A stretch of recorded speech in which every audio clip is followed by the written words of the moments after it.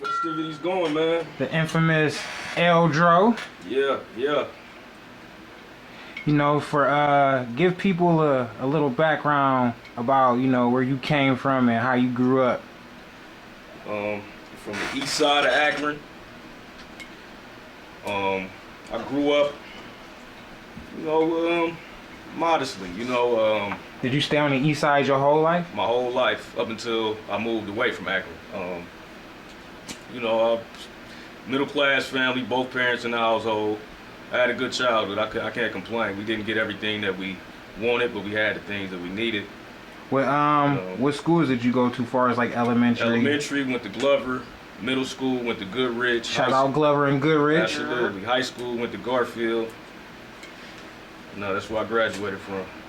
And Goodrich is one of the schools they closed down, Shut right? down, yeah.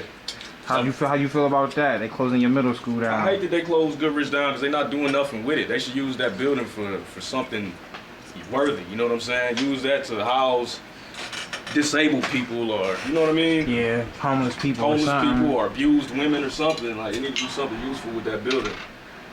So, when did you start becoming, infatuated with music?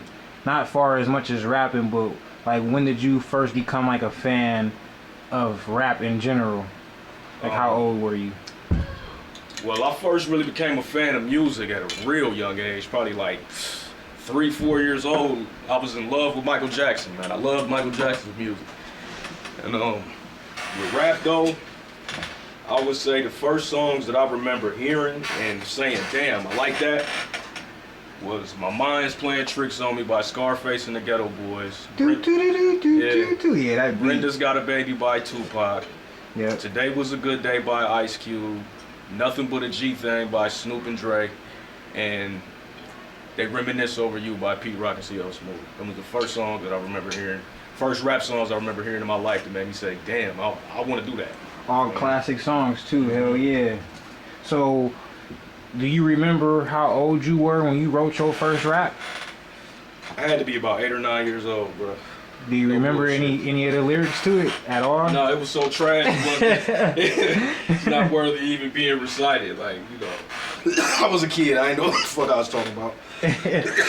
Do you even know the context of what you was rapping about? Was you rapping about I was rapping about some shit that I shouldn't have been rapping about for a 9-year-old. Or like some of these little niggas that be on the social media now be rapping, be getting them videos and shit. Yeah, gangster rap was the shit when we was growing up. The Pac, the Big, Scarface, and yeah. Did you take your shot already? Take this first shot. Take a shot to promote your album, Higher Learning. Here's to Higher Learning.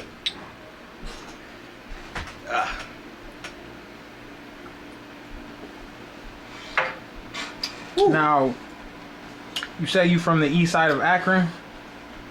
East side of Akron. Like, what was that like personally growing up for you as a kid? Like, was you one of the ones that had like a hard time, or you was always a likable person? Or you was likable and then you just didn't want to fuck with nobody? I like to look at myself as a likable person. I had a lot of friends growing up. I mingled with all crowds, the blacks, the whites, the Asians, Arabs, Puerto Ricans, the jocks, the girls, the nerds, the gothic people. Like, I could blend with any crowd, so I had a lot of friends. And like I said, I had a good childhood growing up, man. I had a lot of fun. My parents made sure that me and my sister were straight. Shit didn't really start getting crazy till later on in my life. So you do have siblings? I have a sister, older sister. Older sister? Mm-hmm. Okay, how many years older is she than you? She's 3 years older than me. 3 years older than you? Now, when you first started rapping, and how long, first of all, how long before she knew that you was rapping was you doing it? Was that like something that she knew like right when you started doing it? I think so, because we shared a room.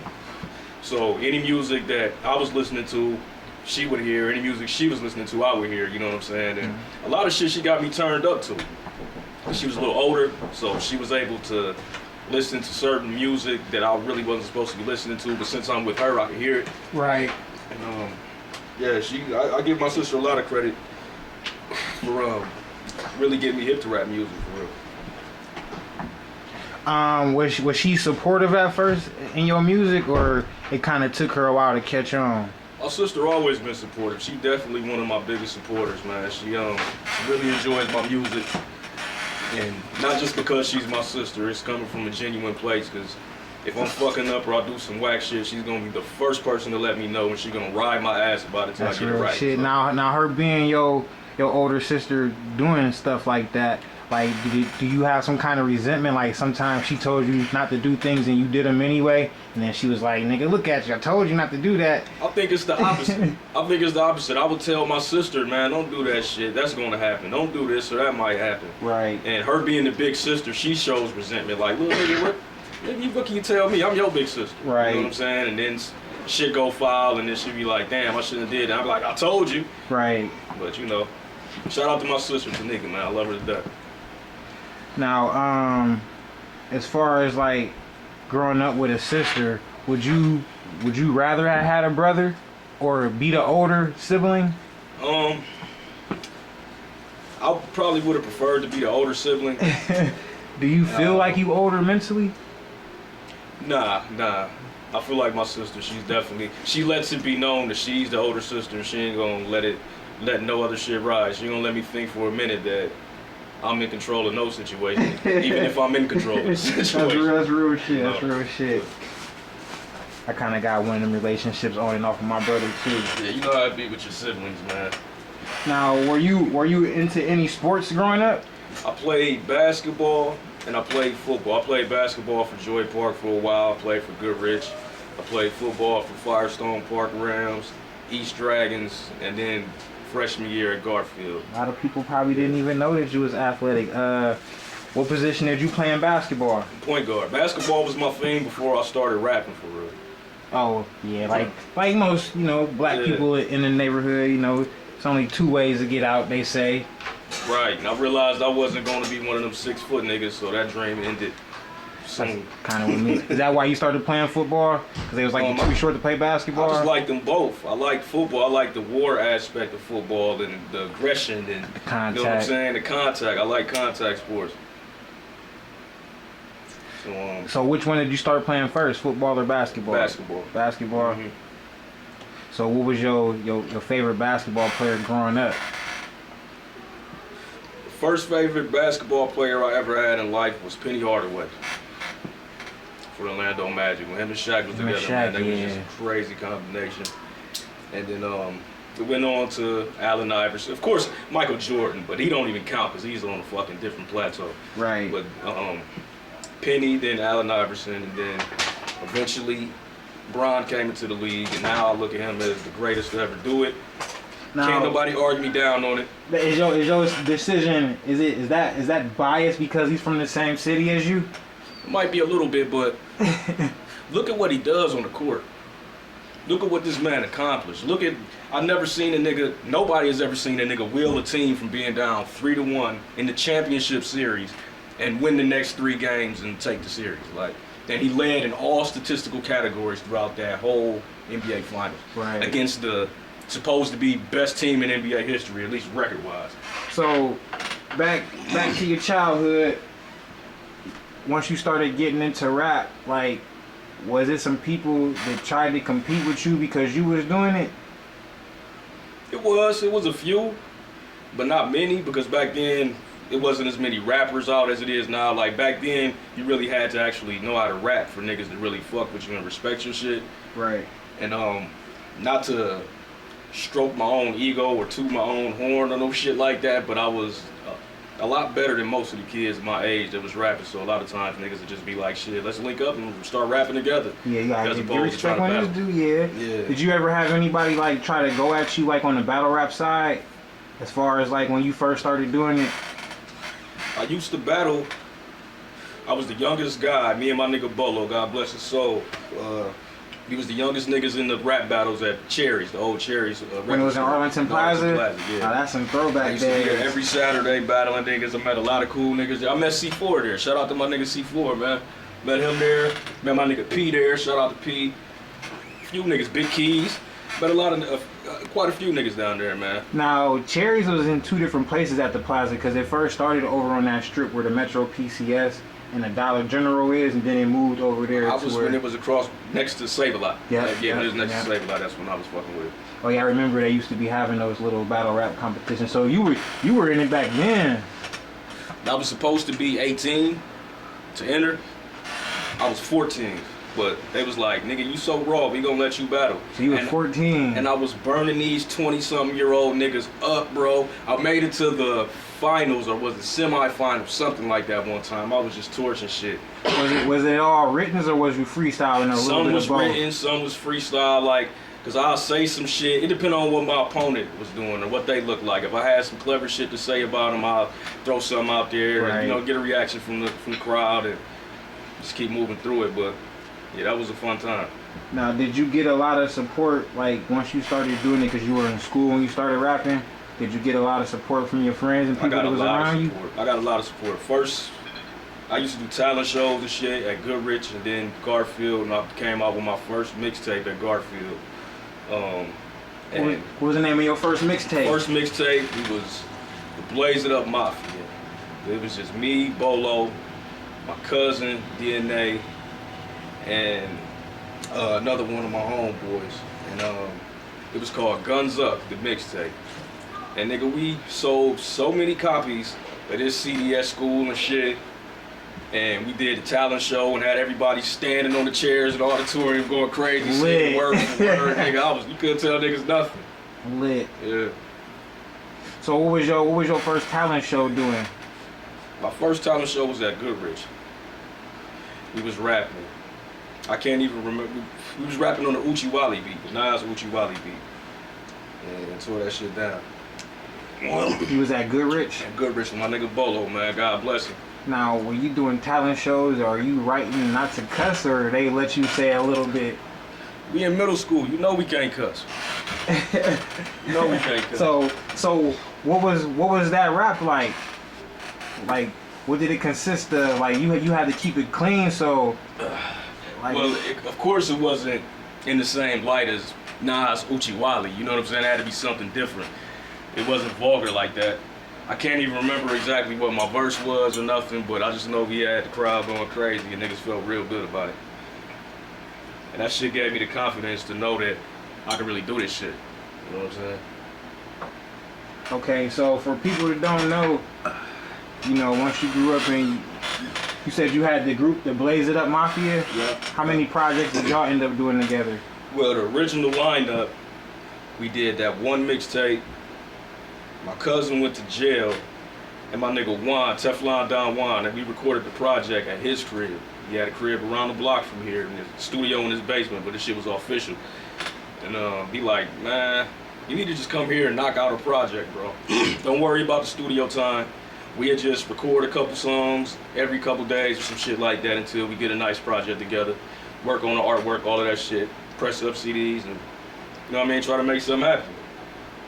Cool, I'm all for it, but I really want to do the group thing.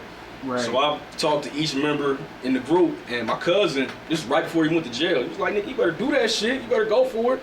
My nigga Bolo, same thing, he like, nigga, you the strongest link, you might as well do it. And so they was telling you basically to go solo when you wanted to be in a group. I wanted to do the group thing, but then he got locked up, and I was like, fuck it, time is now. And we started banging out joints, and the name of the project was One Life. And it was real popular at like around the high schools and shit in the city. It actually led to me signing a deal when I was like 17. My cousin Beanie Wells, shout out to my cousin Beans, man. He had a copy of my CD, and he was at the barbershop around the corner from here, and it was playing it in the barbershop. And the guy came in and heard it, and you know, he was like, who the fuck is this young nigga? Like, you know what I'm saying? And Beans like, it's my cousin. He go to Garfield and shit. And he's like, I guess he was asking niggas how he could get in touch with me. Got in touch with me, met up, linked, politic, you know. And so how was that first deal like? Like, was it a distribution deal? It was a recording deal. Recording deal. It was which you know it only ran for 1 year because I was 17 at the time. So when I turned 18, well, we renewed it, and we were working and doing some things. Some shit got, some shit kind of threw a cross in between our plans and shit, but we still rocked out and eventually did start to release music.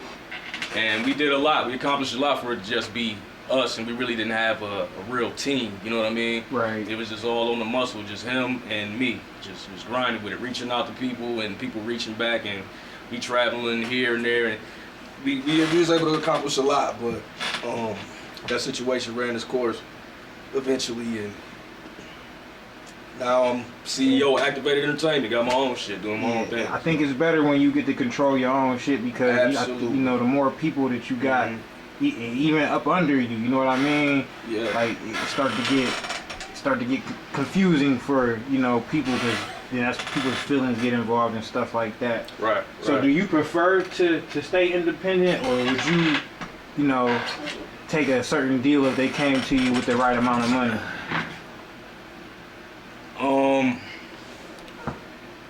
I prefer to stay independent, but if I was to sign with anybody, the bag would have to be tremendous. Like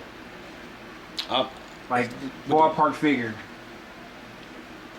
I mean, we all trying to see some M's, baby. Like, I never seen hundreds of thousands of dollars of my own to be in my own possession, but I don't know. I can't even give a ballpark figure. I just know I feel like I'm worth a lot. What if they shoot you like a low number? Do you feel like you could take that number and then make something happen with that? It depends on like percentages, and contracts is real finicky. You know what I mean? There's a lot of shit in the writing that some people don't understand. I don't know though. I just think it's with the climate of the game today, it's kind of more beneficial to stay independent because you're gonna see every dollar. It takes more money out of your own pocket. It's more time consuming. It's more work. But at the end of the day, it's more rewarding. Yeah. And you got to live with the results. You can't. Nobody can say, well, if it wasn't for me doing this, you wouldn't be here. Nothing like that. You got to live with the results, whether you win or lose with it. And I'm willing to do that. So that was basically your first deal going on. Then you had another one after that. That was the only deal I had for real. I stayed with the label for a while. We was just grinding it out, and we dropped the project with Don Cannon. We dropped the project with DJ Drama, and we was moving. We was really working. And between those two DJs, Don Cannon and DJ Drama, who was your favorite to work with? I like to work with them both, man. They both some real niggas. Who gave you the better beats then between the two? I picked the beats for the project. They just DJ'd and shit, put it in order, and you know what I mean? I think Cannon had more fun with it. He did more talking and shit, and it was just it was the first tape, so it was a more exciting feeling, I think. Okay. But Gangsta Grills is fucking legendary. You can't go wrong with it. Gangsta Grills. Absolutely. Shout out to Drama. Shout out to Cannon. But yeah, we accomplished a lot on the independent side. I feel for just be us too. But unfortunately, a couple years back, the feds came and picked them up, and that shit just was downhill from there. Okay, yeah, because we gonna get into that too, because you relocated at some point in time. Yeah, back in 2015, 2016, I moved to Atlanta. Okay, what was your purpose for relocating? Did you just want to go do something new, or was you getting away from something? Nah, we was working on the music. We was doing the music thing, and that's where Cannon is at. That's where Drama's at. I was fucking with the 808 Mafia heavy. That's where they're at. And it was just, they just advised niggas to just come down there and work and get in that circle to be able to mingle with everybody. Now, how did you like that being down in Atlanta versus Akron? Man. I'ma just say I love Akron, it's my hometown and shit, but the ceiling is very low here. There's limited opportunities here. I mean, you know what it is, bro. Atlanta is like Black Hollywood when it comes to music. Atlanta has the aux cord and has had it for some years, and they not fucking letting go no time soon. It's alive. The city of Atlanta is alive. Akron is like dying. You know what I'm saying? Yeah, I think we a diamond in the rough though, man. But it's a lot of rough before you find that diamond. It's a lot of rough. That's why when people make it out of this motherfucker, they go so hard. That's why it's no surprise to me that LeBron is the best basketball player in the world. That nigga from Akron. Right. He'll do whatever the fuck he gotta do to not have to return to these conditions, man. Right. Like, niggas go hard from here. So you moved to Atlanta. Yeah. How long did you stay down there? A couple years. Stayed down there a couple years. Things was going good until, like I said, the feds came and picked up my people from down there. That changed the course of everything. Did you get to release any music while you was down there? No, actually, I started to begin working on this project when I was down there. I recorded maybe 4 or 5 songs that ended up being on this project, but I had to re-record the records. I still had the beat, I just had to re-record them and fix up some writing on some of the joints or whatever. But at the time I first started working on this project, that's when all the crazy shit started happening. And that's why this project is like real dear to me, because I think of where I was at in life when I first started recording to where I'm at in life once I released it. And I just think about all the shit that happened in between. It's a fucking miracle that this project actually happened. Right. So, was you down in Atlanta for business or pleasure? Definitely both. I was down there for business for real, but I ain't gonna lie, I kind of went crazy down in Atlanta, man. Was it easy to get like sidetracked? Cause how long did you stay down there? Fuck yeah, it's easy to get sidetracked in Atlanta. I stayed down there for like 2 years. 2 years and you ain't released no music? I mean, for a year I really was just down there grinding, trying to maintain and finish out my lease. You know what I'm saying? Right. But that first year we was really just connecting the dots, and you know, I was working with different producers, going to different studios, fucking with different engineers and DJs, going to the strip club, seeing what the vibes of the club was. I was gonna ask you, what's your favorite strip club that you went to down there? I ain't gonna lie, I almost threw my life away in Onyx one night. I had a fucking ball of that bitch. Onyx, Magic City, Follies. Man, there's a few. Diamonds. Man, there's a few down that bitch, man. Atlanta's just lit with the strip club. It's like a strip club capital, so I can't really say one, because I was definitely off in the motherfuckers when I was down there. On an average night down there, for people who've never been to Atlanta, if they want to go to a strip club, how much money should they at least bring? It depends, because on some nights when I went down that bitch, I would go to the strip clubs just like for the wings. Because the wings at the strip clubs be fire. They be having real chef in the kitchen and all that shit. So I'll just go down there just to get some food, smoke a couple blunts, and I might throw $20, $30 at it. But if you're going down there to really kick it, you might want to have at least a band. And you might want to just separate what you plan on throwing from the rest of your money. Because once you get to drinking and having fun and shit, it's... Next thing you know, you going back home and your light bill fuck around. Your lights get cut off. You're like, damn. One of the viewers on the live say got that Lysol on deck. Oh yeah, y'all be safe out there, man. Shit is treacherous. Coronavirus going around. Coronavirus shit is crazy. Wash your hands, wash your ass, wash everything. Now you stayed in Texas for 2 years. Then you had a little situation that went on. Like, what happened after that situation? Did you come back to the city? Did you stay down there? Give us some background music. Yeah. Okay. Did you stay down there? Did you move? Did you come back? Like, what went on from Atlanta? In Atlanta, the feds came and picked my peoples up, like I said, and things just kind of went downhill from there.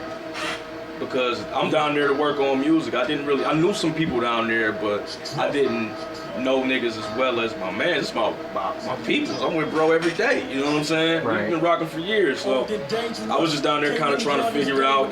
Ended up working a job. You know, finished out my lease. And I went from sleeping in a condo, living across the street, turn this shit down a little bit. Right there, behind the Lysol can is the volume.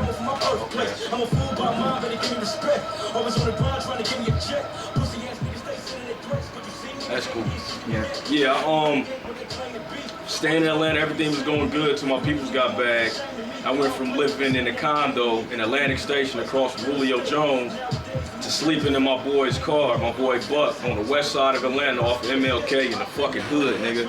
I'm sleeping with this with the Glock 23 on me, 40 caliber, with the big ass extended clip hanging out that bitch, nigga. Sleep like every night for like a couple weeks. And a couple times motherfuckers came up knocking on the window, not to fuck with me, but just to make sure I'm still alive in that bitch, because that's how fucking crazy the hood was. Motherfuckers out all the time in the night, hear sirens and gunshots, all kind of shit. But you basically was out here gritting, huh? Man, trying to figure out my situation. And then for 2 weeks? For like 2 weeks. And you was out here. My cousin just so happened to call me, my cousin Chris, man, big up to him. I feel like that shit saved my life. He just called me just to check up on me, see what was going on with the music and shit like that. He ain't know nothing that was going on. And I'm like, you know, I gave him a rundown of what was happening, and he like, shit, because it sounds to me like you need to get the fuck out of Atlanta and jump on the first plane that you can find and come to Dallas, nigga, and get your life together, nigga. I got you. Just come crash with me till you get it together. So I moved to Dallas. Things was going good. I had a job down there, got promoted at the gig, eventually got my own spot. And shit was really looking up, and my mom got sick. And they told me I needed to come back home. It was like bad. So I come back to, you know, I'm back and forth from Dallas to Akron and shit to be with my mom and, you know, be with her during her final days. She had cancer. And you know, that shit was just devastating. There was a lot going on at that time. My cousin Jordan got killed in between that time. My sister's best friend, who's like a sister to me, because she's my sister's best friend. I've been around her my whole life. She passed away from sickle cell complications, and you know, my mom passes. Then my dad had to have emergency heart surgery, and you know, we almost lost him. But the day he got out of the hospital, my nephew got shot a bunch of fucking times. Thankfully he survived, but it's just like a lot of traumatizing shit to deal with in a short time span. My cousin Joey got killed. How, like, what time span, like how many months was it, like a time span? This was all in 2019. Like the whole year? Just everything well, except from, I'll say 2018 was when I moved to Dallas.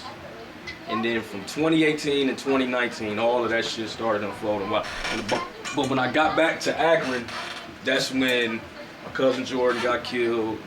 My sister's best friend passed away. Next month, my mom passes. The following month, my dad had to have heart surgery. When he gets out the hospital, my nephew got shot. Maybe a month or two later, my cousin Joey got killed. It was just like, God damn, I can't catch a fucking break. So R.I.P. to, you want to say their names, give them a little shout out, R.I.P.? R.I.P. Joe Wells, man. You already know how it is, cuz.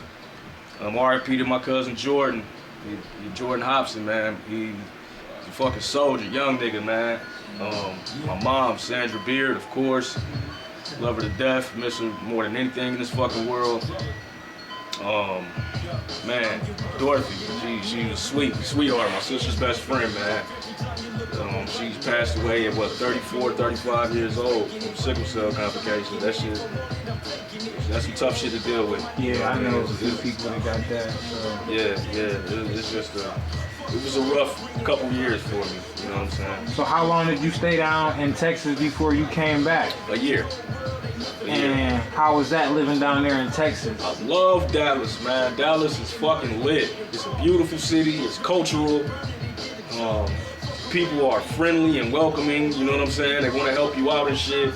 It's a lot of fucking money down there. There's hella jobs down that bitch. Take a shot. Take this shot.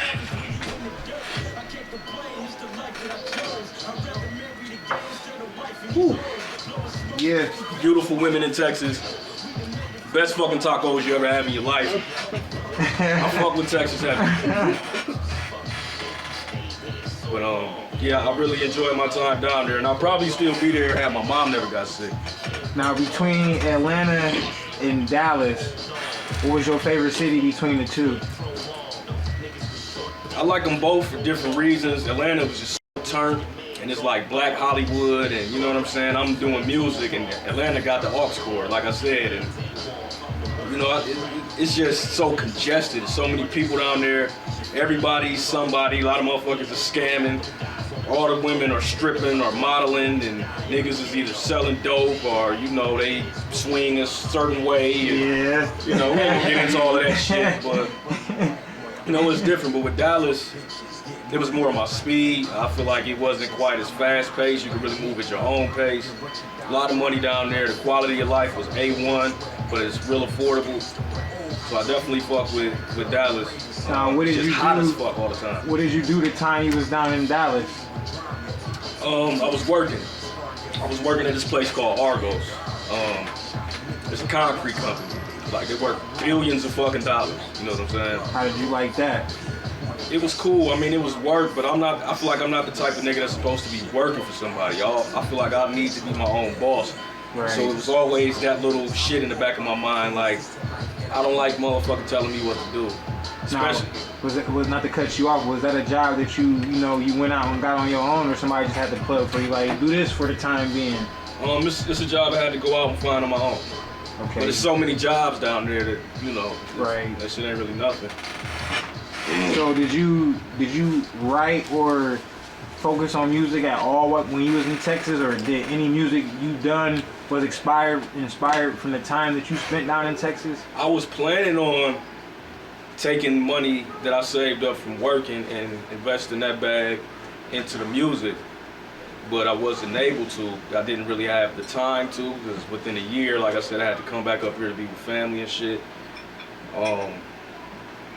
But I did plug in with some people down there, and you know, I got a few people hip to me and let them know that I did do music. Like, a lot of people that I work with, they like, boy, you raw, nigga, you shouldn't even be here. You supposed to be doing something else. Right. You know, so. If you like that with a lot of people, you know, that Right. become stars, like, you know, some certain people have insight, you know what I mean? Yeah. So you stayed down there and you was working, and then you had to come back. Yeah. Now, you said you came back because of your mom? Yeah, I came back to be with my mom during her last days, and you know, help with funeral expenses, help prepare for a funeral, and I pretty much washed out on making sure my mom was straight and had the proper burial. Real nigga shit. You know, it was rough for a minute when I first got here, but thanks to God, a nigga made it through. You know what I'm saying? Right. Can't be nothing but God. So, how much time between that and now has passed?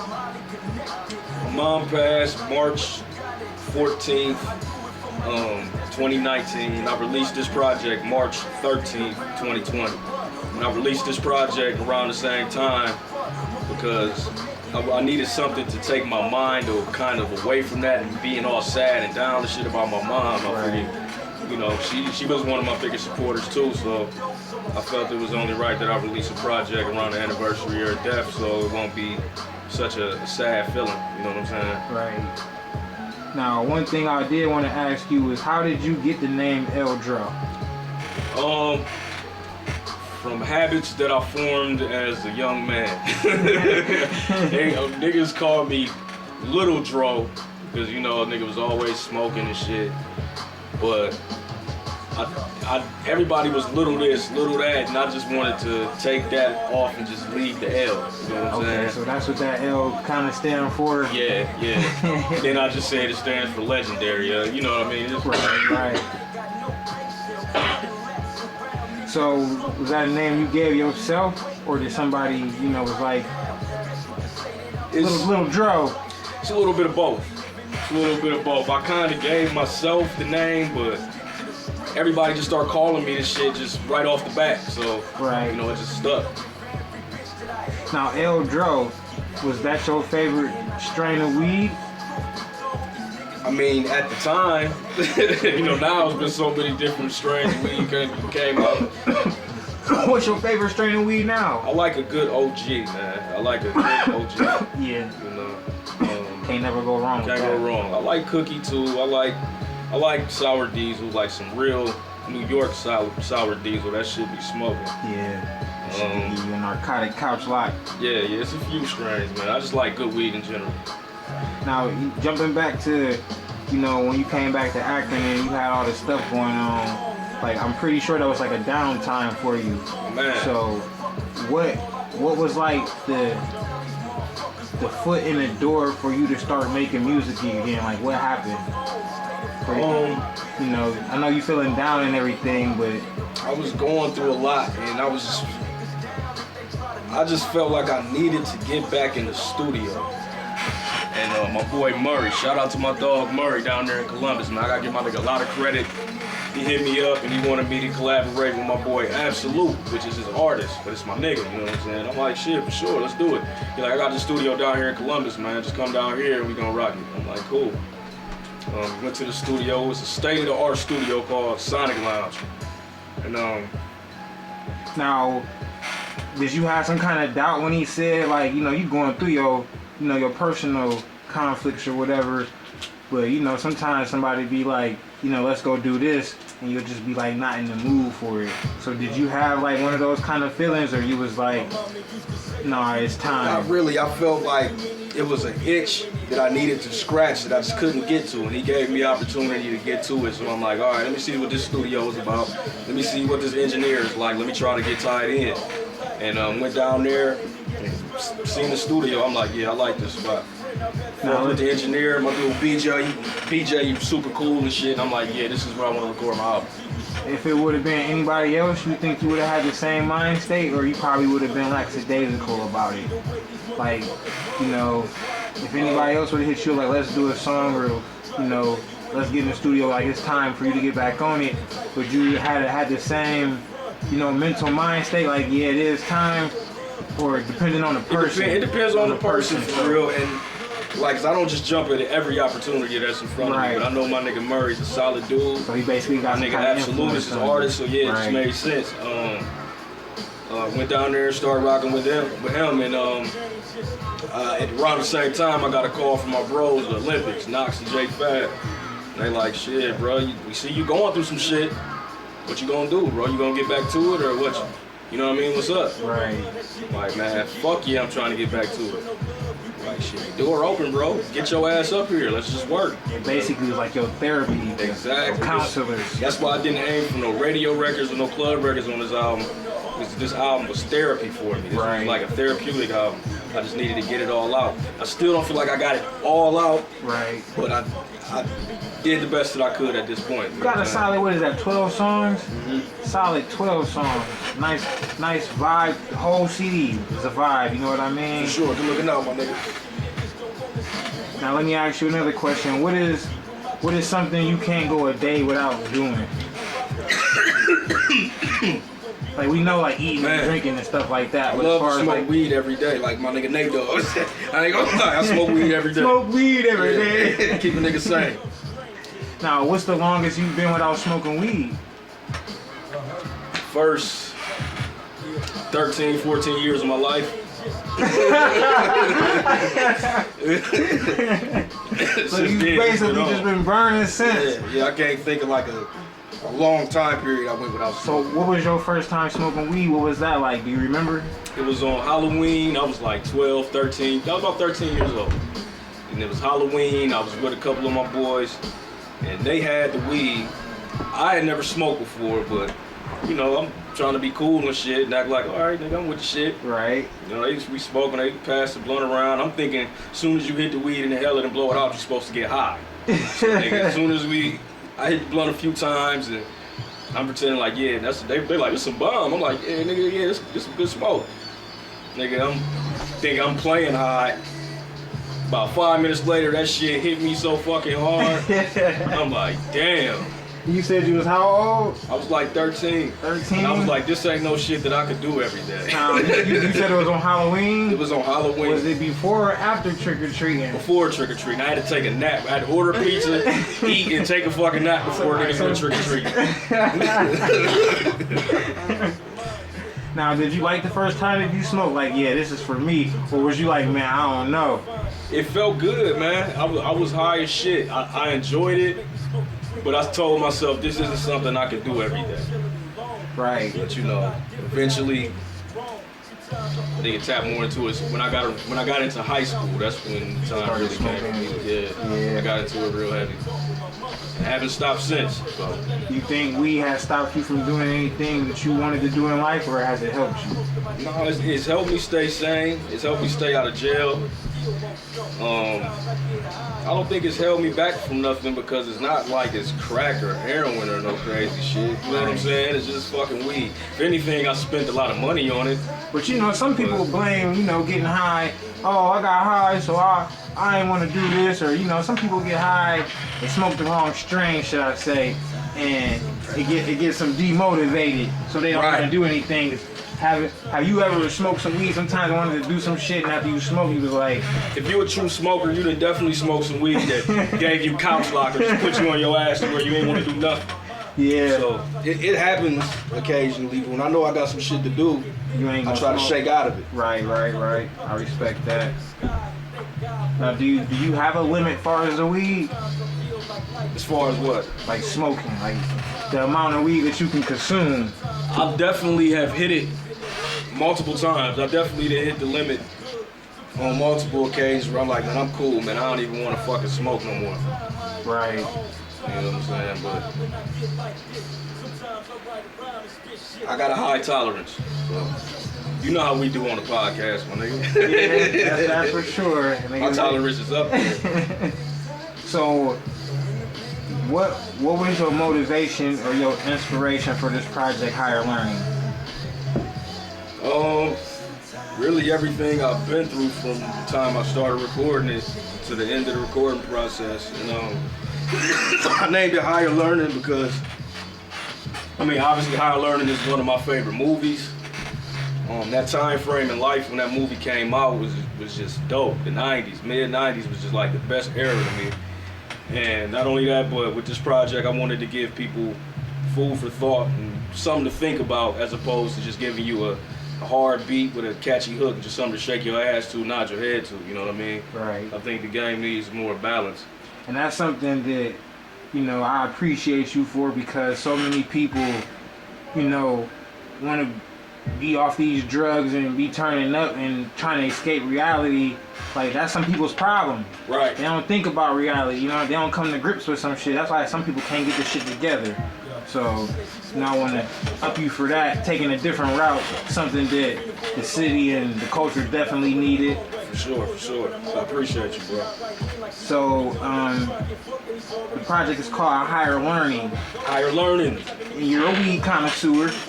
So, what are your favorite top 3 weed songs? My top 3 weed songs right off the head. I got 5 on it by the Loonies, Mary Jane by Scarface, and Good Times by Styles P. Yeah. 3 solid bangers. Yeah. Replay value on all 3 of those. Definitely. What about the weed movies? Movies involving weed. My favorite weed movies right off the head would be Friday, The Wash, and How High. Yeah. 3 solid ones. And Pineapple Express too. Throw that out there too. Yeah. An underrated movie. Some people don't even know about that, so check that out. It's a cult classic. Now, as far as the project Higher Learning, what song took you the longest to write, and what song, basically came together the fastest? The song that probably took me the longest to fully create was probably Sometimes, because I recorded the vocals in Los Angeles. It didn't take me long to write this actual song. I wrote the hook and everything, but I can't sing, so I laid down a reference vocal, so when I was ready to have a singer come in, they could lay the hook and it'd be easy for them. I fucked around and recorded my verse over again in Detroit, and then I went to Columbus to get a singer because I was going to have Smigs sing the hook originally. Right. But the day before I was going to get Smigs to sing it, I had a session in Columbus, and my boy had a partner that wanted to come through and buy some smoke. So the nigga come through to get a bag, he hear the music that's playing, and I'm like, damn, I need somebody to sing this hook. And boy, like, shit, I sing that shit. I'm like, shit, we'll go in there and knock it out. Go and give it a try. You know what I'm saying? And I'm about to step out and smoke a blunt. He like, go ahead and smoke your blunt, bro. By the time you come back in, the shit will be done. Step outside, smoke a blunt, come back in, and nigga had the hook done already. So you said you recorded the song in L.A.? L.A. originally was my first vocal, like a rough draft. How many cities have you been to? Name Man, shout out the cities you've been to, man. Been around the world and man, from Ohio, I've been to every major city in Ohio right off the back. Akron, Cleveland, Columbus, Cincinnati, Dayton, Toledo, Detroit, Ann Arbor, Grand Rapids, Indianapolis, Fort Wayne, Chicago, Pittsburgh, New York City, New Jersey, Virginia Beach, Norfolk, Atlanta, Dallas, South Carolina, Chattanooga, Tennessee, Nashville, Tennessee, Austin, Texas, Houston, Texas, Waco, Texas. You get around like Tupac. Los Angeles, the Bay, Vegas, man, I've been so DC, I've been so many fucking places. Now, as far as the cities you've been to as a tourist, what's your favorite city? Like, far as like being a visitor and like the attractions, like what was your favorite city that you traveled to? Miami. Miami. I like Vegas too. Miami is just, the water, the women, the food, it's just everything about Miami is the shit. Could you see yourself living down there? If I had my money all the way up, definitely. Once it gets there, I will be in Miami.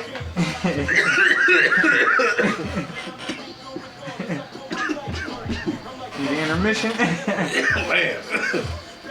Now is that somewhere? We ain't got the coronavirus in it, ladies and gentlemen.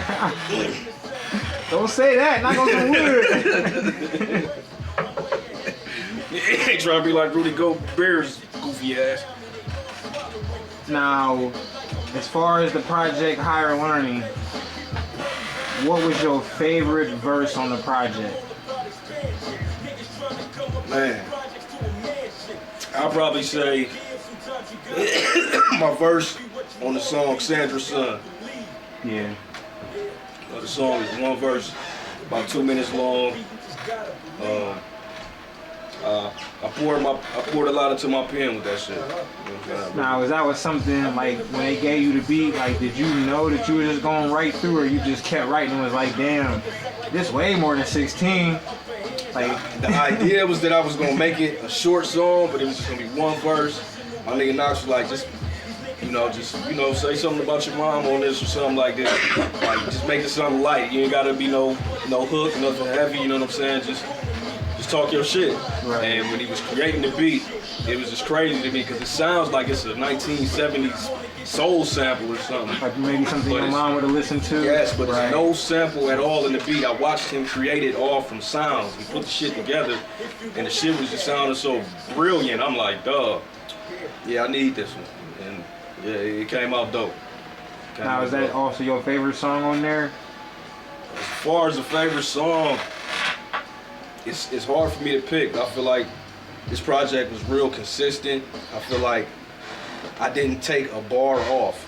I feel like all of the beats are fire. I feel like I consistently rhyme throughout the whole thing, so it's hard for me to pick one, but I definitely like Immaculate. That's a slapper. I co-produced that. What's that, number 3? Number 3. Number 3, yeah. Number 2 with Kiss and Siegel. Yeah. Of course, the legends. That definitely gotta stand out. Love Changes, Smoke and Fuck. Sometimes, of course. Now, the song Love Changes, like, what was your motivation, or, was that something that you personally went through? Because, sometimes as artists, you don't necessarily speak through something you went through, but maybe it was something that you seen somebody else go through. Like, where were you going with that? Was that a personal song? Yeah, I drew that from personal experience. I drew pretty much the whole album from personal experience, but that song was real personal. It's just it's just shit that happens in life. I think a lot of people can relate to that. Like you have friends that you feel like, oh man, this is my nigga. This my nigga to the death, nigga. We ain't never gonna break this bond. We always gonna be tight. Right. And then some shit happens and niggas quit rocking.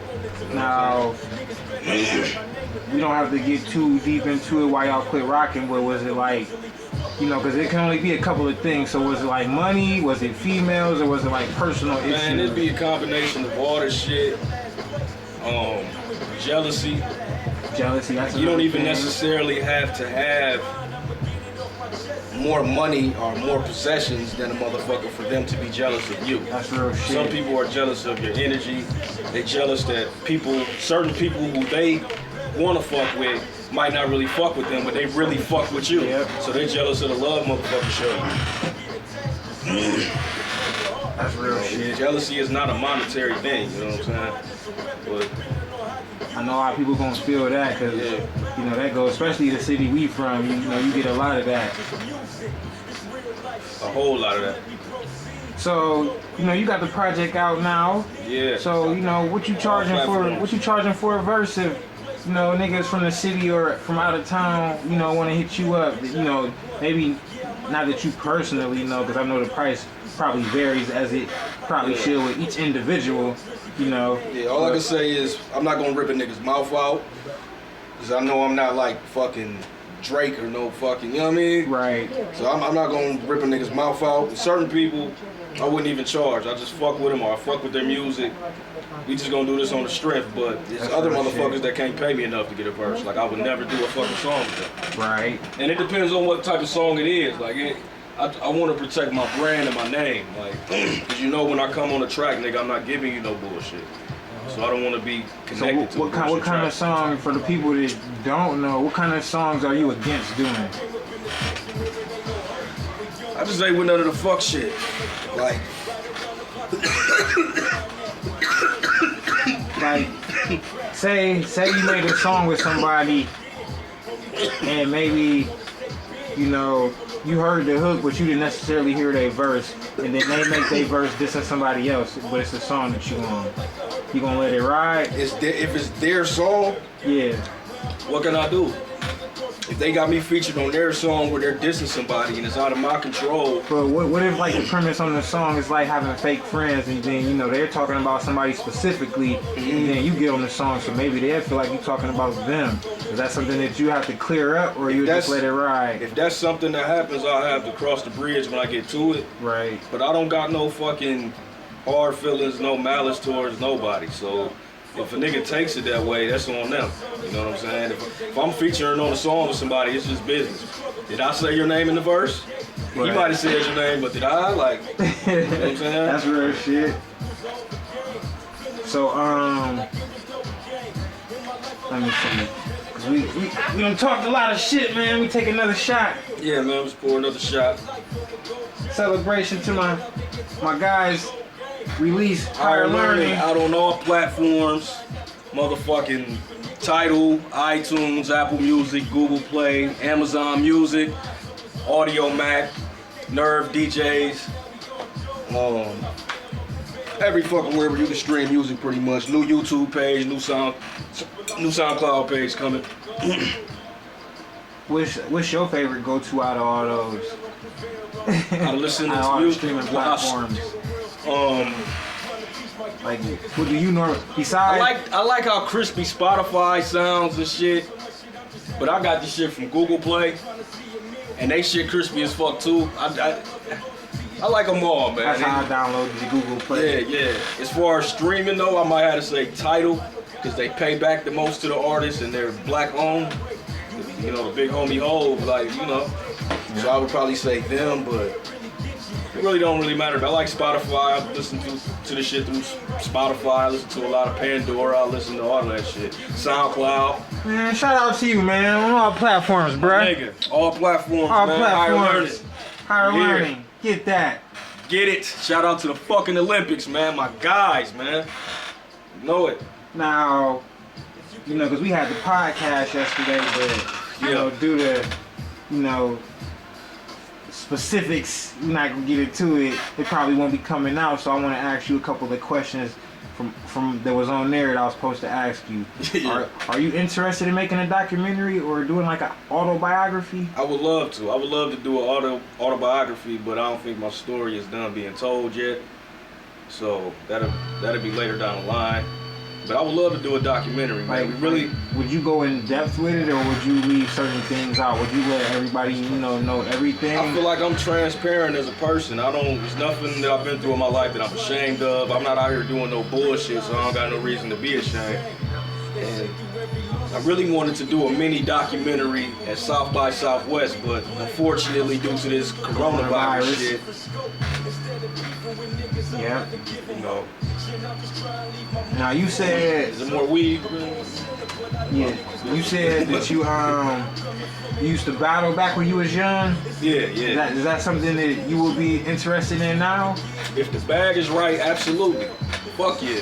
Like, let people know. Like, what's the ticket? Yeah, the man. bag is right, because some people in the city might want to see you battle. They might want to try to throw together some cheese. Man, so any let nigga them know. want to battle. If a nigga throw a band up on a soft battle, nigga, we can do it. Bro. How many rounds for a band? However many rounds they want to go. Oh, I'm gonna try to put that together I for would you. say, I ain't gonna go all night with a nigga for a band. For Like 3 rounds? I definitely do 3 rounds with a nigga. Anybody? Anybody you throw in front of me, bro. Okay. Come on, man. I went bar for bar on the track with Jadakiss and Beanie Siegel. It's not another nigga on the planet who raps, who puts fear in my heart with bars. That's at something all. I want to see. I got confidence in you personally, so we gonna have to put that together. I've been battling since a kid. That shit is nothing. I be watching other battlers, and it's some fire ass battlers on the scene, man. The battle rap scene is real big right now. I definitely fuck with it, but I've been more focused on my music. But like I said, I feel like I'll burn up any nigga you put in front of me.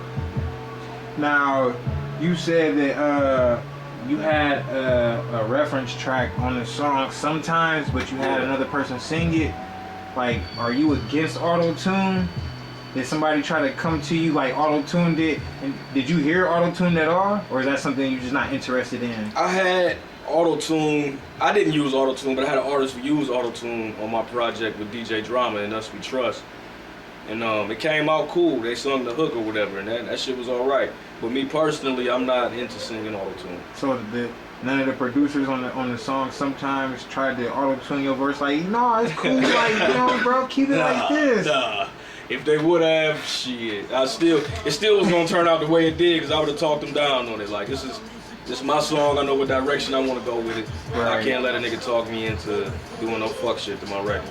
Would you get on an auto-tune song with somebody? What, they're using auto-tune? Yeah. Yeah, I get on they shit, but I'm not going to use auto-tune during my verse. So we can't expect to hear no auto-tune songs from you at all. Fucking ever. If you buy my shit, stream my shit, listen to my shit, and expect to hear some fucking auto-tune, you're sadly mistaken. This is not the fucking music for you. I rap. I don't sing. I'm about bars. I create soulful hip-hop music. I specialize in soulful hip-hop music. Real shit. Reality bars. I can spit over trap shit, make club shit for the ladies, radio records. I can still do that shit.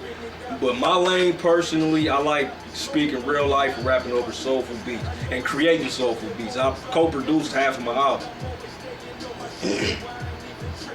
Now you say you co-produced half your album? Yeah. Like, how many beats, if not all of them, did you choose? As far as As far as the beats on the album, I picked every beat that you hear. But I helped make about, I think 5 or 6. I'm with the Olympics. Immaculate, Love Changes, Smoking Fuck, and other joint that Smoking Fuck, Immaculate, and Nostalgia. That's a good one too. So it's 4. It's 4, yeah. That title is very, it goes with the song Nostalgia. For sure. Now, as far as the song Smoking Fuck, like, was that about a certain individual that you used to deal with? Yeah, it actually is. I ain't gonna say her name to protect her identity. I ain't gonna put her out there. But it's chick I was fucking with when I was staying in Atlanta. pretty much every time we got together, all she wanted to do was, let's go somewhere. You got some weed? Let's smoke. Let's go get some food. Let's go to a hookah bar. Let's go to a strip club. Let's go do something. Let's smoke. We get back to her crib or my crib, nigga, you know what it is. Now, and she loved Jodeci, so that's why I used the Jodeci sample. So for people who don't, okay, for females in general who haven't, you know, heard the song or know the reason why, what inspired you for that song, have you had any of the bitches hitting you up like, you writing songs about me? I actually haven't. I'm kind of surprised, but I actually haven't. That is not all I want to do. Every female that hit me up talking about the album, shout out to my nigga J Fab, man. You already know what the fuck it is. Olympics in his own.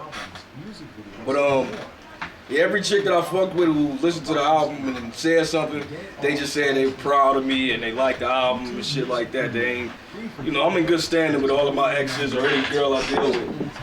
So That's good. it ain't been none of that. Respect. A lot of motherfuckers can't talk to their exes, so that just lets you know what kind of person you is. I'm a good nigga, man. I ain't no fuck ass nigga, no shiesty nigga trying to get over on niggas or nothing like that. Now, do you have any music goals?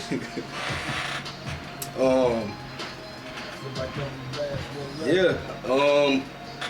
I really just want to consistently put out good music, build a fan base that, like a cult following. I don't necessarily have to be the nigga that's on TV or radio all the time and shit. I look at niggas like Griselda, the Griselda Boys, 38 Special, Rock Marciano, Freddie Gibbs, Big Crit, even niggas like Nip, like the way he was grinding independently, and then he got his shit up to a level where he feel like, all right, now I can sign with a major and do my own, you know what I mean? Right. Like, I like the independent grind, you know what I'm saying? And you said Nipsey Hussle, and that was one thing, you know, I personally told you, like, far as like the vibe on this album was kind of like that victory lap. Where, you know what I mean? Got that kind of vibe to it, like that realness. Yeah, and that's a hell of a compliment, So bro. big ups to you for that, brother, because, you know, it's something that the culture needed, man. Yeah. No doubt. R.I.P. Nip, man, that shit is still crazy as fuck to me. Nip was definitely one of my favorite rappers. So, you know, that shit still hurts. What are some rappers that you look up to, who inspire you? Man, you know, I'm from that 90s era. Pac, Big, Nas, Hov, Scarface, Big L, Big Pun, AZ, Jada, Beanie Siegel, DMX, Wu-Tang, Bone, Snoop, Dre, Outkast, 8-Ball, MJG, 3-6 Mafia, Twista, Busta Rhymes. Nigga, I'm from that cloth. Like, right. That's why I can't fuck with a lot of this new shit that's out. Right. You know what I'm saying? Now, as far as the new artists, like industry-wise, who's your favorite? As far as the newer generation, Yes. niggas ain't exactly new, but you know they from a generation after what we used to. I'll say I like J. Cole, Kendrick, Drake can spit. I don't give a fuck how niggas look at Drake. You can say, this, that, and the 30 ad writers, he sing. That nigga's talented. Meek. Sometimes it ain't about, you know, who do it first, it's who do it the best. Do it best. Yeah. Meek Mill, Big Crit. Like I said, Nip, for sure. Man, there's a few. Freddie Gibbs. It's a few. It's a lot of niggas doing their thing. I think Juice WRLD was a hell of an artist, man. Now, do you have any songs that, like, you know, one of your favorite artists, maybe you listen to one of their songs and it was your favorite song, and you try to make a song like similar to that song? Mm-hmm. Do you have any songs like that?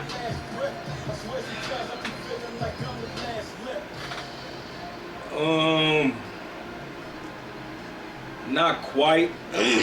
I get inspired by hearing maybe another artist sample something. I'm like, damn, that sample hard. Let me listen to that song and see if I can pull something from that same song. But I sample the shit in a different way. You know, I'm not gonna just like buy the nigga directly. Right. I don't know. I think if I do cover an artist, I would like to cover something from Pac, like, cause this shit is just classic. So if I do make a song that's like another artist, it'll probably be something from Pac.